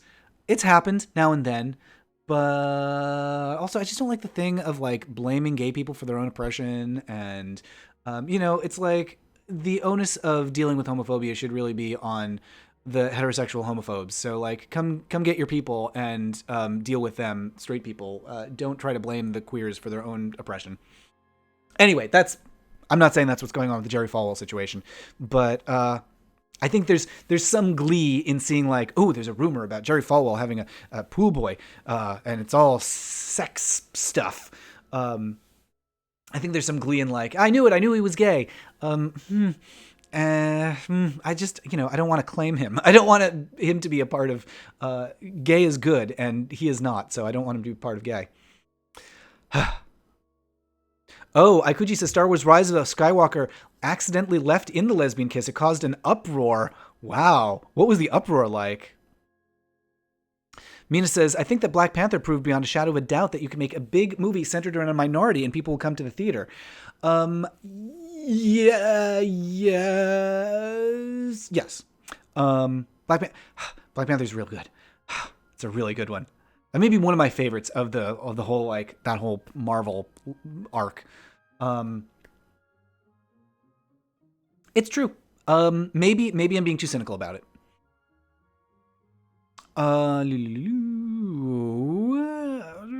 Rise of Skywalker. Yep. My favorite Seinfeld quote. Yep. Not that there's anything wrong with that. We get the censored version of certain things in the U.S. as well, says Raphael. Oh my God. The whole Sailor Moon cartoon is censored here. We never got the lesbian relationship. Isn't that ridiculous? Yeah. That's actually mentioned in an upcoming episode of Queens of Adventure. That's one of the jokes that, I don't know, we may have to make a tough choice to cut for time in the next episode. There's a little brief blink and you miss it Sailor Moon joke in the next Queens of Adventure episode. But yeah, so ridiculous that we didn't get, who is it? Is it Jupiter and Uranus that are, or maybe Saturn and Uranus that are like cousins? Sure they are. Redshifted Anthony says the newer American dub actually does include it, which is nice. I do remember, I think, was it Viz that like basically apologized for covering up the lesbian relationship and then fixed it? Prager says, about Birdo, she's controversial. Earliest character descriptions were very yikes. Yes. I love her. She's lovely. Deserves all the love. Yes. Raphael says, oh, don't forget to give the chat a thumbs up. Thumbs up for the chat. Ana Iglesias says, I haven't watched The Favorite yet. And Necrolicious says, thanks for responding to my comments. I'm taking my niece out to the park. Have a lovely time in the park. Oh, it's Neptune and Uranus.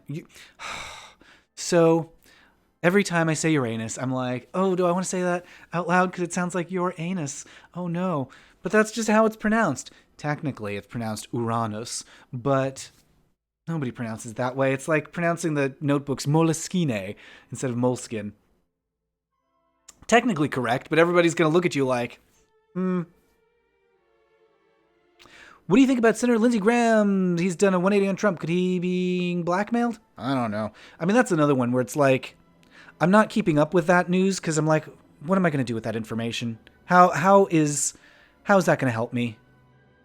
What action can I take? I mean, I already know he's bad, Lindsey Graham. I already know Trump's bad. I already know who I don't like. I already know who the bad guys are. I don't need more. There's people who can address that, who, do need to know about it. There's nothing I can do about it. Saint Seiya censure a lot too, especially the House of, oh boy. This is going deep on Sailor Moon, I think, because I don't know who those characters are. I don't know what those houses are. Literally, it has been since the 90s since I watched Sailor Moon. Ty says, how do you feel about the movie Cruising? Al Pacino was sexy in it, says Ty. There's a lot that I like about that movie and a lot that I don't. So that's another controversy. Maybe I should do a video about that one, Cruising. It is such a weird depiction of gay bars, for one thing. So number 1, weird depiction of gay bar. Number 2, weird dancing. Number 3, like, obviously problematic trope that, like, oh, the gay community, they're all killers, or like there's freaks and murderers lurking everywhere, and also really not a pleasant depiction of BDSM. Yeah, I would say, like, it's definitely a movie made from the outside looking in, but also very stylish, and Al Pacino's great. He's a great actor, so I think it's a compelling story. It's just like, I watch it, I'm like, how close is this to actual gay life? Yeah, okay. Jarrett makes a good point. Nightmare 2 is so much better than Cruising. Yes. Uh, yeah, so I think I recommend Nightmare on Elm Street 2 over Cruising. Cruising has been subject to some serious revisionism in recent years. I need to take a fresh look at it, says Jer. Uh, yeah, especially with like that James Franco interior leather bar sequel. Cruising was not the movie I needed in 1980, says Mark H. Yeah, that's the thing, is it really does not make you feel great about being part of the gay community. Yeah.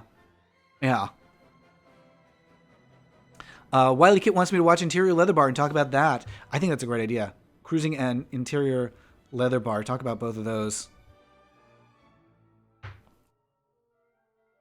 Wasn't it, Brianna says, wasn't it, wait, wasn't the footage from real bars?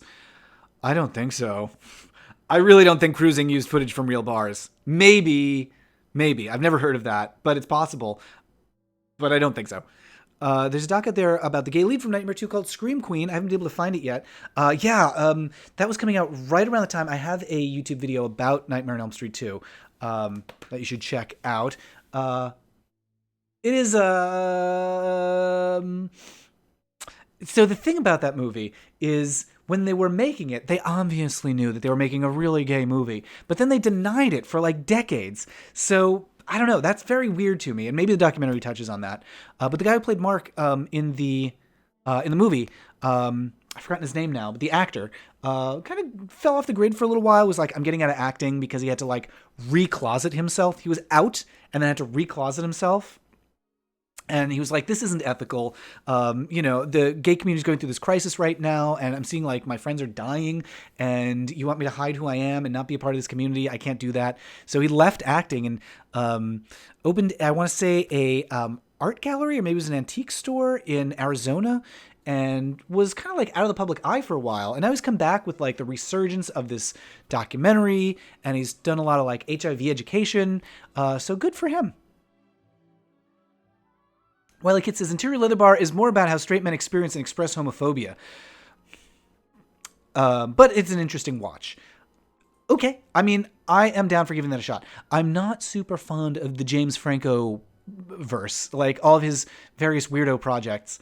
We went to a screening of something, in San Francisco called James Franco Erased, where they had taken his dialogue from movies that he's made in the past and had him reenact them with all of the emotion stripped out. It was incredibly boring. And then afterwards he was there for a Q&A. And so we watched this incredibly boring hour and a half long recreation of his roles without acting, just him reciting the lines completely deadpan. And then the lights come up, everyone stands, the curtain parts for the Q&A, and just there's these two lesbians sitting behind us who aren't clapping, arms folded, and one of them just goes, "Well done, you asshole." And that really summed up the experience for me. Freddie Mercury says, I like how much ass is in Nightmare on Elm Street 2. There's some, not much. I guess some is more than none. I could always stand to have more. Kitty Lynch says, have you watched Star Trek Picard yet? Not yet. The new Star Treks I found okay. Just okay. And I have so much affection for Next Generation that I'm not sure the new Picard is what I'm going to want. But I'm willing to consider it. Tell me what you think. Have you watched the new Picard? Is it good? Will I like it? And most importantly, is it queer?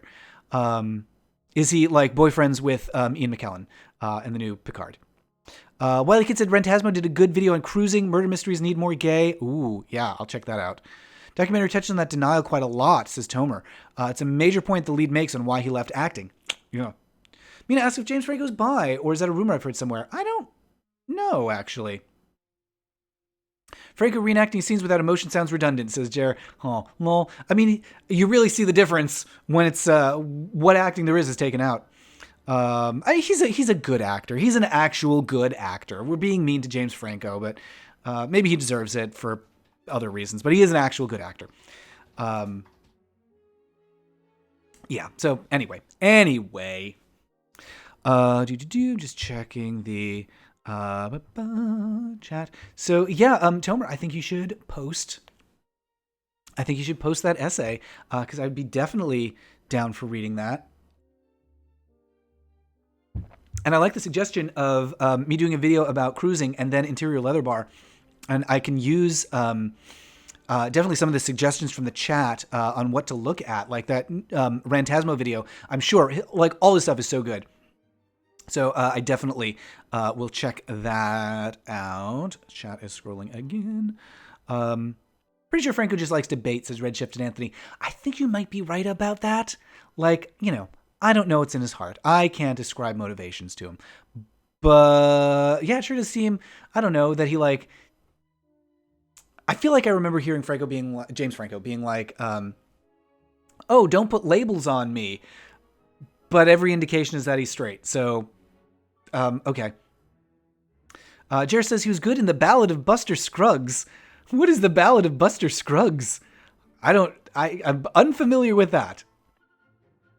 It sounds like, I don't know, it sounds like a cartoon about a mole who saves the day by accident by digging a tunnel in the right place. Fleet Steels wants to see Ian and Patrick being boyfriends on Picard. I know, right? I mean, Picard had some relationships on Next Generation with women, but I don't see any reason he couldn't be pansexual. I haven't seen anything from Rantasmo in forever, says Redshift and Anthony. Jer says, is Brotherhood a David D. Cocteau movie?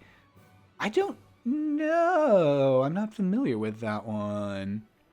Charles Ritz says, in the spring of '82, the films Victor Victoria, Death Trap, Making Love, and Personal Best were released. Gay people almost completely disappeared for a dozen years or more. Please do a video. That's a good point, yeah.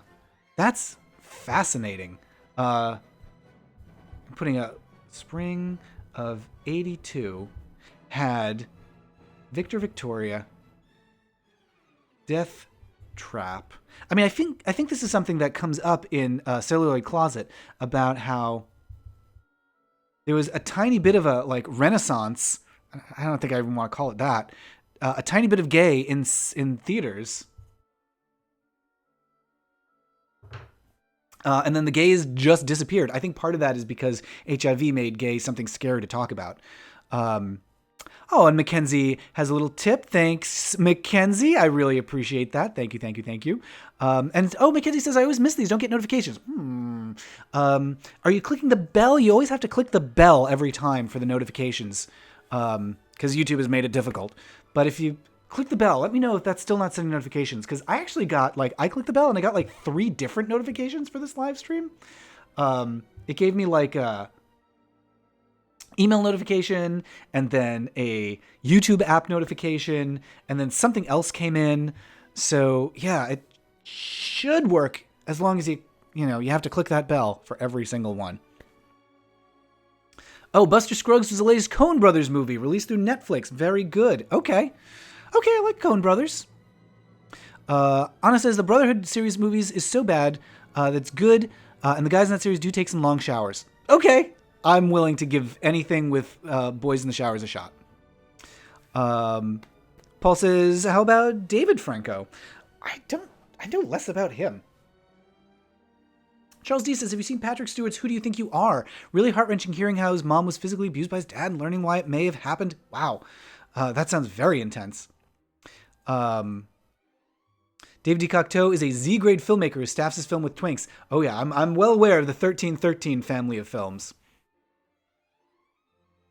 A recent interview with Harry Hamlin on how Making Love ended his film career. Oh yeah, that's right, I saw that he couldn't work after he was in Making Love. Yeah. Stevie says, how about an episode on The Boys in the Band? Or how about homophobic Martin Mull film Serial? Oh, I don't know that. Serial.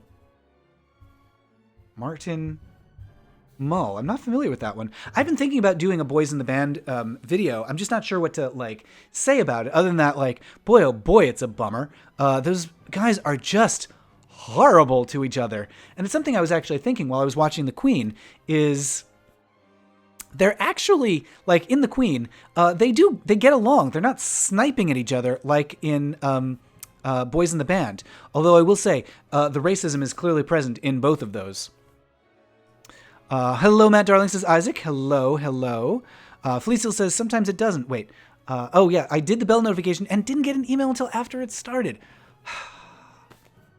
I just don't know what to do about that, because, like, that's all, like, YouTube's tech weirdness. And I don't know how to be like, YouTube, my people aren't getting notified. I mean, I guess you could also set a calendar notification. Our next live stream is going to be January 8th at 10, same time, 10 a.m. Pacific. So if you want to set a calendar notification for yourself, you could do that. I mean, I guess I could activate everyone's devices. Okay, Google, remind me to watch Matt Baum's live stream at 10 a.m. on February 8th. So hopefully that will have set a notification for everybody who's listening. Let's see. Charles Ritt says, could you do something on the early 60s film The Children's Hour? Huh. You know, I haven't talked about that one. Let's see. Yeah, I haven't talked about that one. That's a tricky one because all the queer in that is so subtextual, but that doesn't mean I couldn't talk about it. That's an interesting idea. And I do love Audrey Hepburn. Jared Farrell says, I haven't seen Serial. I love Mull, so I think I'll skip it. Martin Mull he is very good. And he was super gay on Roseanne, like, years later. Ty asks, oh, do you like the Studio 54 movie? Ryan Phillippe's ass is amazing. Oh, boy. Now we're just talking about ass movies, which I'm fine with that. I have not seen Studio 54. When we lived in San Francisco, I was walking down the street, and for some reason this just sticks in my mind. There was a Studio 54 VHS tape that was abandoned on the sidewalk, and I was like, oh, it's like the VHS tape had a rough night at Studio 54 and wandered out and collapsed on the sidewalk. And that's all I think about that. What's the Sebastian Stan movie where they're boy witches and... Oh, yeah. Is that The Coven or The Clan? The boy witch movie where it's super gay. Taman says, I've been watching Buffy the Vampire Slayer with my mom lately. It's been interesting. I've had a crush on almost all the main cast, and she loves to point it out. That's sweet. You're like, ooh, Xander, ooh, Angel, ooh, Spike. Redshift Anthony recommends the science fiction double feature cover by Me First and the Gimme Gimmes. I didn't know they did that. That's great. That's super fun. Isaac says, yeah, I get phone notifications 20 to 40 minutes late. I don't know how to fix that on my end. I don't know if there's anything else I can do other than, like, remind everybody to set notifications for themselves. You can make Facebook events. Oh, yeah, as for emails, it depends on what server they're... Yeah, that's the thing. And what I found, it's been a while since I did a Facebook event for one of these. When I've done those in the past, like, it hasn't really worked out because people, for one thing, it's tough to get people to see Facebook recommendations or Facebook, anything really, Facebook posts, because you have to pay if you really want to put it in front of people. And either people forget to respond or... they don't get the reminder from Facebook. So it just has not worked out. Isaac says, what's Studio 54? Oh, it was a super queer dance club in New York in the 70s and I think into the 80s. And really debauched and wild and crazy. And they made a movie about it in like late 90s, early 2000s. I want to say with Mike Myers. I might be wrong about that. The Covenant. Yes. Anna's correct. The Covenant. Yes.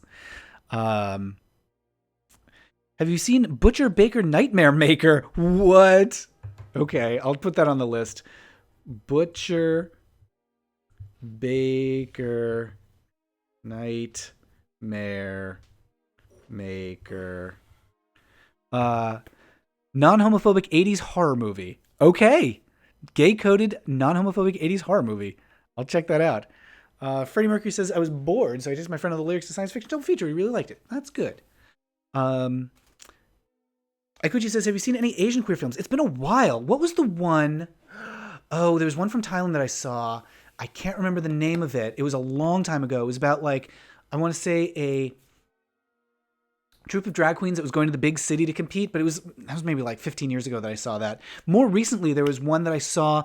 I want to say it was a Hong Kong movie about a woman who was processing her relationship with her mother. It was a woman who lives with her mother. Her mother's a lesbian, and it was about their relationship that had fallen apart and putting it back together. It was a documentary. It was really, really good. I saw it in the Queer Film Festival here in Seattle maybe 2 years ago.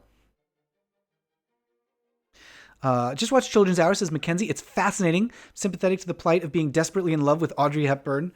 That's a legitimate struggle. Oh, and of course, Tokyo Godfathers. That's a great one. Forever waiting for the Howard Ashman documentary, says Mina. Is that happening? Is there a Howard Ashman documentary? That's great. I definitely want one of those. And Taman says, I think Angel might be the only Buffy character I didn't have a crush on until I started watching Angel, the series, and he got an actual personality. Yeah. Angel, the series, did some good stuff with the characters, but I think the stories just weren't quite there. Oh, yeah, Isaac says, was Studio 96 from RuPaul's a reference to that? Probably. It was probably a reference, I don't know if that's both a Studio 54 and Studio 69 reference at the same time. Wiley Kit recommends Funeral Parade of Roses. Okay. Funeral Parade of Roses. I will check that out. And let's see.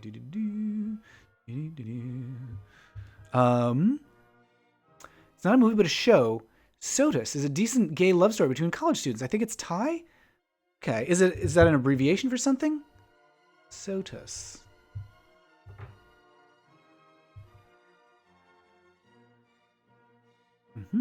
Iron Ladies is a Thai biopic about an all-gay volleyball team. Oh, yeah, Iron Ladies.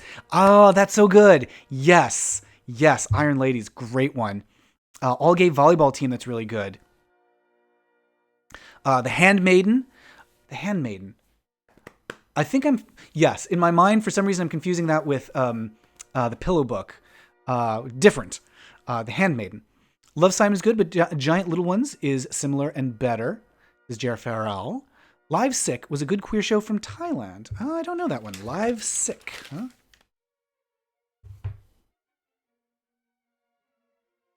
Oh, or is it Live Sick? Just realized as I looked at it. Live Sick. No, it's probably Live Sick. Recent Asian queer movies I've seen are Bathhouse and The Front Cover. I hope those are the names of the movies. Or did you just go to the Bathhouse? The Howard Ashman doc is out. I think it was at Frameland last year, says Tomer. Okay. Wow, definitely going to look for that. Femke recommends the Sebastian Stan series where he's gay and his dad slaps the vice president in the face for calling his son a queer. What is that? That sounds great. I want to see that. Mina says it's called Howard, and I think it premiered in 2018. It's still not rentable anywhere. That's very frustrating. Also, not the most SEO-friendly title.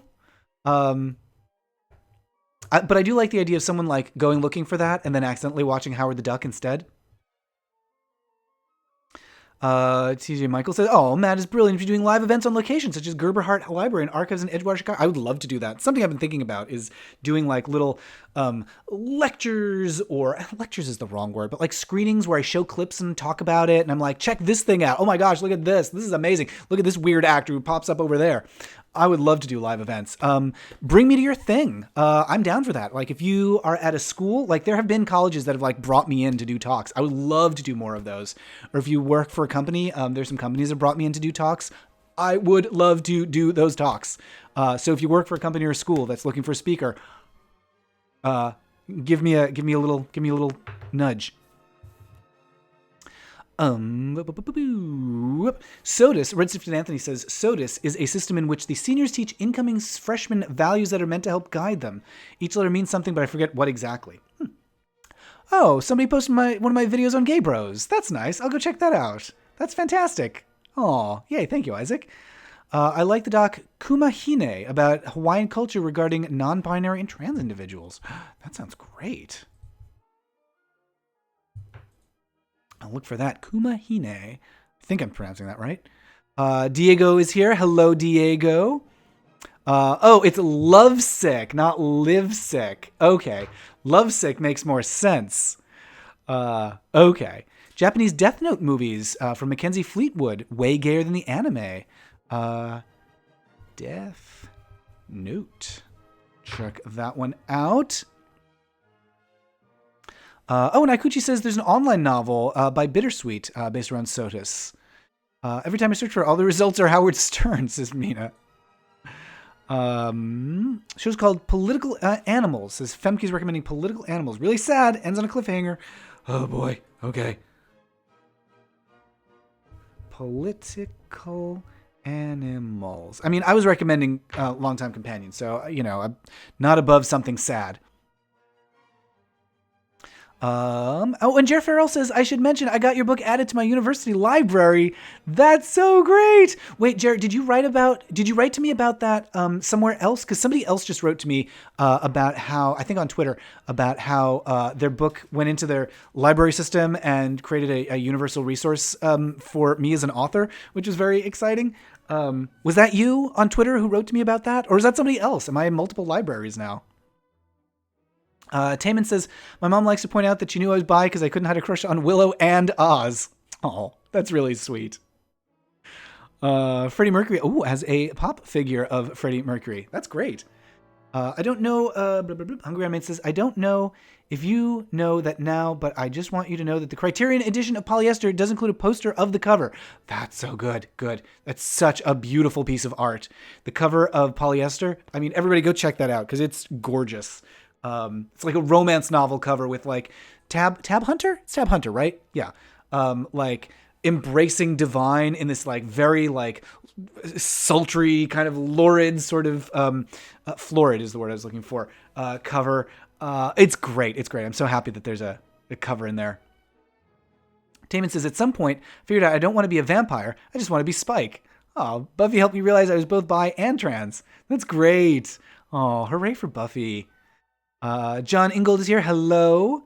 And Isaac Snow says The Covenant is on Netflix. Oh, okay, let's go watch some gay vampires. No, wait, they're not vampires. They're witches.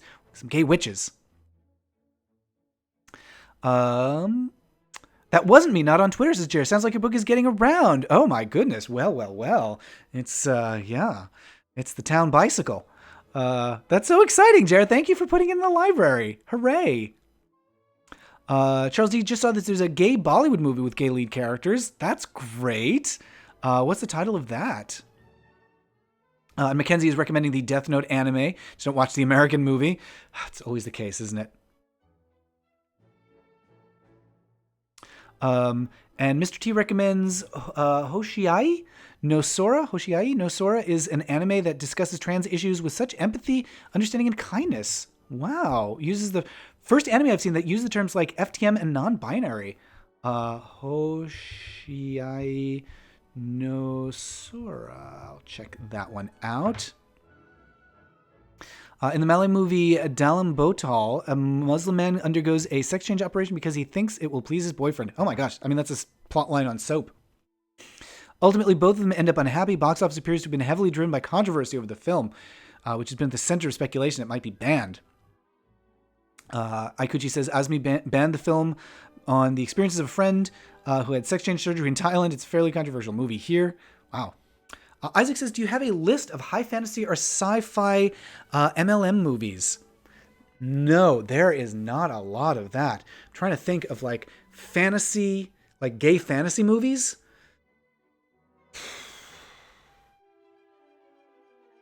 I'm trying to think of one.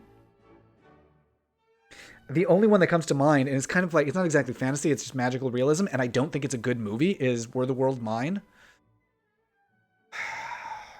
Is there anything else that I could think of? I mean, there's gay fantasy books for sure, but gay fantasy movie, Were the World Mine is the first thing that comes up in a Google search, and I don't recommend it. I don't think it's good. That also recommends something, Google recommends something called Power Gay, which just has a really attractive cover. Oh no, Poltergay. Oh. Poltergay, a French film, blah, blah, blah. Yeah. I don't know. I don't know about this one. It looks like a bad gay movie.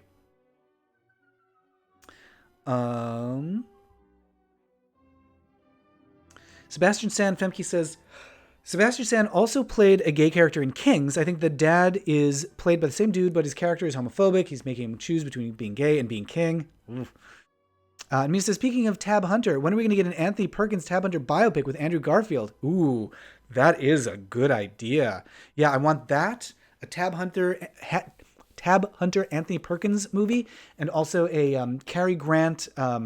Who's Cary Grant's boyfriend? I forgot his name. He was in Strangers on a Train. Cary Grant, boyfriend. Randolph Scott, that's his name. He was not in Strangers on a Train at all. He was a Western. He was in Westerns. I didn't think he was on Strangers on a Train. Oh, Farley Granger is who I'm thinking of. Yes, Cary Grant and Farley Granger are gay in the Alfred Hitchcock movie, Rope. Oof. I'm inviting some straight friends to my upcoming 18th birthday party. We're going to watch Female Trouble. That is great. Hungry on Maine. Very good. I'm glad you're introducing your friends.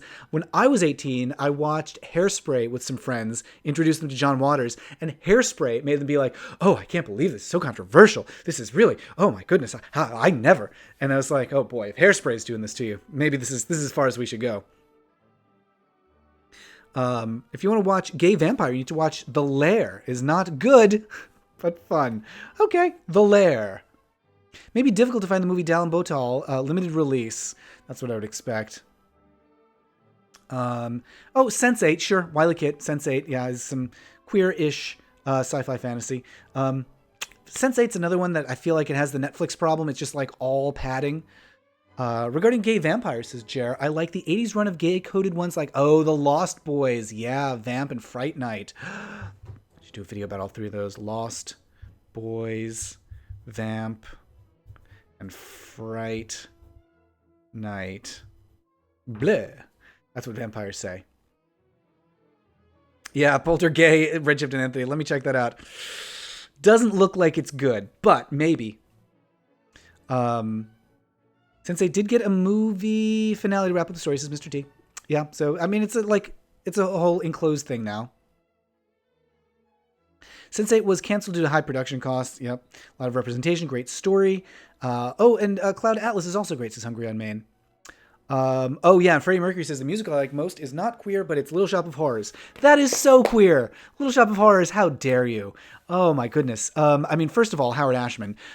Second of all, it is a movie about giving into temptation, and it is, oh my gosh, and the characters in it are so campy and over the top.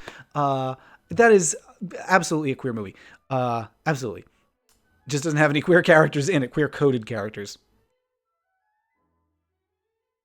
I watched some Sense8, thought no conclusion, so I lost track of it. Says Isaac, yeah, that's how I felt. Like, it just wasn't about anything, so I was like, nothing's sticking here. It's sliding off of me. It's like Teflon.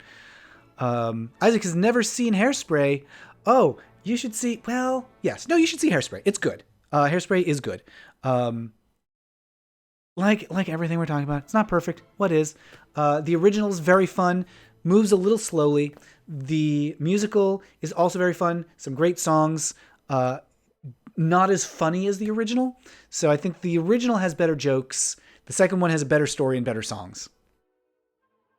Wiley Kid says, I love Lost Boys. Haven't seen the others. Lost Boys is very good. It's very good, very gay. Oh my gosh. There's a Rob Lowe poster in that movie. I think it's Rob Lowe. It's just fantastic. And Lost Boys, obviously, it's about vampires, but it's about Peter Pan. It's basically Peter Pan with vampires. These boys who refuse to grow up and have trapped themselves in sort of a toxic arrested development, basically. It's really interesting. Classic gay Asian gay movie. Oh my gosh, the scrolling's driving me crazy. Happy Together. That's another good one. If you write that with weird handwriting, it looks like Happy to Get Her. My dad got me a framed Hairspray 88 poster for Christmas. Oh, Hungry on Maine. That is lovely. That is a good present. It's 8 p.m. now, says Taman. I had a late night last night, so I'm absolutely wrecked. See you guys next time. Have a great day. Love you all. Goodbye, Taman. Thank you for joining. Tomer says, Little Shop isn't queer lowercase q. It is queer uppercase q. Mr. T recommends Assassination Nation. If you like, combined Mean Girls with The Purge. One of the main characters is a trans woman. She talks about subjects like transphobia, toxic masculinity, and slut shaming. Assassination Nation. I'll check that one out. Oh boy. The scrolling. Charles D said, it took me forever to watch second or third series because of Andy Dick being in an episode. I don't want to support a show with a known serial abuser. Wait, which thing is Andy Dick in? Is he in Sense8? I haven't seen the live musical of Hairspray yet, says Hungry on Main. I've only seen the remake once. I think Hairspray is probably pretty great live. Just like based on like how fun the songs are in that. The songs are so good. Diego says Sense8 is worth watching fully. I was confused at first. Once the story unfolds, it's clear what's happening. I love the Mexican being the gay one. I feel identified. I mean, there's something very good about like seeing yourself on in something. So I do appreciate Sense8 for that. It just so many Netflix shows. I'm like, come on, move it along.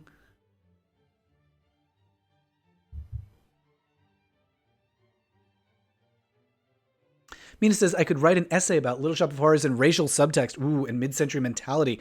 That's interesting. And here's another thing. Who is in the version of Little Shop that's happening in LA right now? Audrey is played. I don't know if she's played as trans, but the actress is trans. And seeing, it's somebody from Pose, I think. And seeing a openly trans actress singing Suddenly Seymour really gives the text of that song new meaning that makes it quite beautiful. Jared says, I have a lot of writing to do today, so I'll have to check out. It was great to finally catch one of these. I love what you do, Matt. I hope to be around for another one.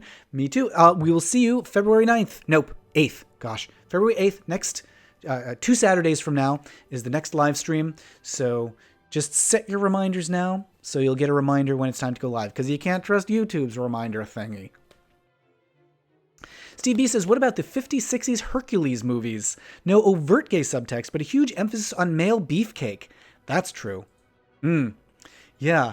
I mean, there was definitely a lot of male gaze happening in those. Same as in, what were we just... Oh, we were just watching, was it Pet Shop Boys music video? That's all about the male gaze.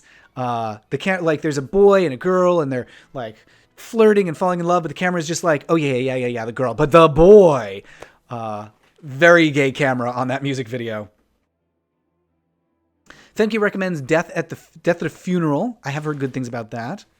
And Mr. T says, R.I.P. College Humor. Did it like totally go away? I remember when that started. Deja Vu by Post Malone and Justin Bieber is so unself-aware on how gay it accidentally is. I love it. Okay. I mean, I'll give that a shot. Matthew Roberts has requested discussing queer musicians and their music. I mean, I'm open to that. I just don't have a lot of knowledge about it. Like, I'm just not as a musical. Like, the part of the brain that people have that is like, music. It just doesn't, like, music doesn't activate me in that way.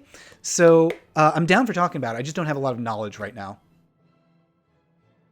Aikuchi says, it's 4 a.m. now. Best if I try to sleep. Oh, it's going to be a long second day of Chinese New Year. Good night, Aikuchi. Thank you for joining. Good night, all. I keep catching these live streams by accident. Well, I'm glad that you made it. Set a reminder for February 8th at noon.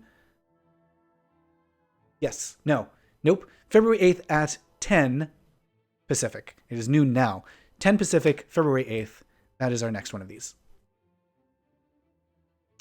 Redshift Anthony says, Grant O'Brien's bond was hilarious. There was a lesbian lady. Her name escapes me. Wait, on what? What was that on? Have you watched Michael Henry's comedy YouTube channel? He does touch on a lot of gay issues with a lot of humor. Yes. Michael Henry's stuff. He was actually a guest on my podcast, The Sewers of Paris. I think around episode 2, that was probably like 210 or something. Somewhere around there. But I do highly recommend, Michael Henry's videos are fantastic. Freddie says, can we talk about Heathers and how they killed 2 kids, and and that is how the line "I love my dead gay son" appears. So that line "I love my dead gay son." So It's a very dark. It's a very dark movie, Heathers, if you're not familiar.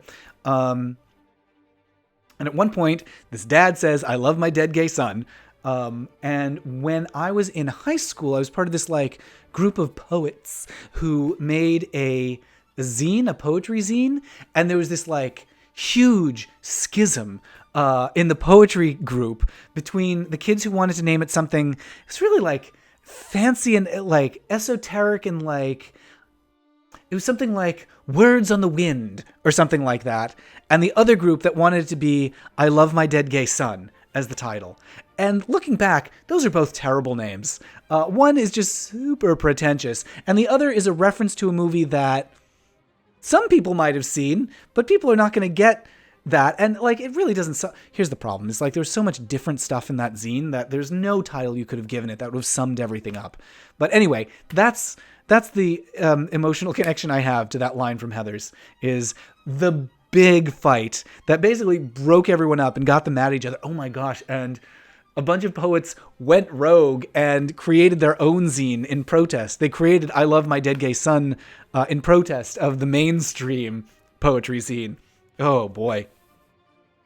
And then there was this whole separate drama because we actually sent it to a little print shop to have it be printed. And the print shop was like, this publication contains references to sexuality, which we do not permit. And so that turned into a whole thing. Ugh. Anyway, Anna likes Domino Dancing from the Pet Shop Boys. Yes, that one. Non-binary lesbian lady from College Humor is Allie Beardsley.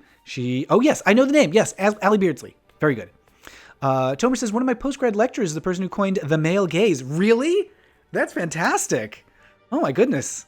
What a celebrity connection.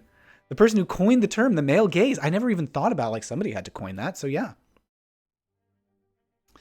Isaac says, I only heard part of that, but I'm similar. Yeah, regarding music. Yeah, there's something about, I know like music does a lot for people. And for me, it's just like, it's a nice thing to have on in the background. I don't really pay attention. I don't listen to the words. And it just doesn't like stick in my brain for some reason. Redshift Anthony is excited that I had Anthony on the podcast. Yes. Episode, let's see. Michael Anthony Hall. Michael Henry, Sewers of Paris. 197. He talks about his comedy background. And TJ Michael has a tip. Thank you, TJ Michael. I really appreciate that. Thank you so much. Yay. Thank you. So glad you're here. Mina says, I Love My Dead Gay Son is a great name. It is a good name for a certain type of thing. And there's a lot of very earnest poetry in that book that I think a lot of the writers felt a jokey title like that undermined. I'm glad that I don't have those kinds of fights anymore. Isaac says, when I was younger, music would give me anxiety attacks. I went to a gay youth weekend camp thing and they had a dance at the end. I just stayed in my bunk crying. Oh, geez, I'm so sorry to hear about that. I hope that's no longer a problem. It definitely doesn't do that for me. But yeah, I just like, I know there's some people who are like, music, I'm going to drift into a reverie. And I just don't. Hungry Red Main says, I'm convinced that Heathers Now is more famous now than when it was first released. You may be right about that. That may be one that gets better with age. Femke says, I love Allie's podcast, Tales from the Closet. Oh, I haven't listened to that. That sounds great. And Tomer says, Laura Mulvey. She's a real celebrity in UK film studies. Pretty much all of us chose to study at her university because she teaches there. Wow. Oh my goodness. That is so cool. Oh my goodness. And so cool to such a small number of people. There's such a small number of people who'd be like, wow, that's awesome. But you really know that you're with your people when you're with people who are like, oh, she coined the term the gay gaze? What do you think? The first time I heard that term was my freshman week of college. There's a boy who liked me who I just, I thought he was fine, but he was very into me. And I'm bragging. But he said that he knew that I was gay because I gave him the gay gaze. And I was like, what is that? He's like, when we met, you shook my hand and you looked me up and down and you gave me the gay gaze. And I'm like, oh, okay, I guess that's a thing. I didn't know about it. That's not exactly what the term means, like in at least a film studies context, but sure. Charles Ritt says, what do you think about Kevin Spacey showing up at award shows with hot women for years? Did he expect the gay community to come to his rescue? What with his weird vibe? Videos he keeps posting? I mean, that's another person that, like, the less he's acknowledged these days, the better. I am ready for him to apologize to whoever he has been harming, but I do not need him in my life as a celebrity. Definitely, yeah. No, thank you is what I say to that. Freddie says, I came out as trans to my friend and she said lies. Oh no, so I literally cut her off. Ugh. That is not a great response on her part, obviously. Yeah, no. If somebody comes out to you, don't accuse them of lying. Jeez. Reducing that person's presence in your life is, I think, the right choice. And sometimes people make mistakes, and so if you feel like you want to do this, you can always be like, let me know when you clean up your act. Let me know when you come around. I'll be here for you. I'm ready to be your friend again when you figure out how to be a friend to me. But yeah, I mean, make it clear that, like, they fucked up. Isaac says, my music anxiety is way better. It's just disinteresting unless I'm just in the right mood. And Mr. G says, my friend is obsessed with the Heathers musical.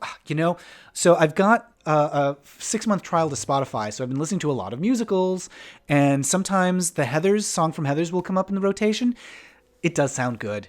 Like, it just sounds really fun. So I don't know anything about the story. I assume it basically follows the movie.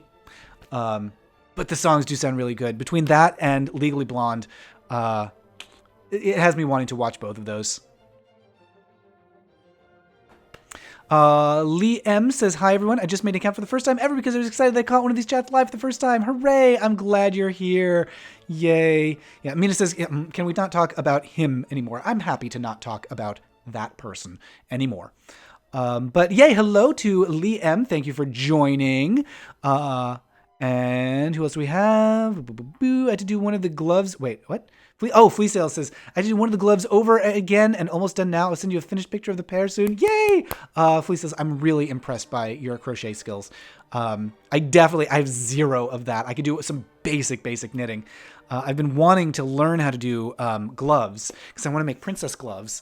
I don't like gloves that, like, sorry about that. I don't like gloves that end here because there's always like a little bit of skin that's exposed and you feel like the cold on your wrist. So I need, for tactile sensory reasons, I need my gloves to go all the way down my forearm. I used to have gloves and I think they just wore out.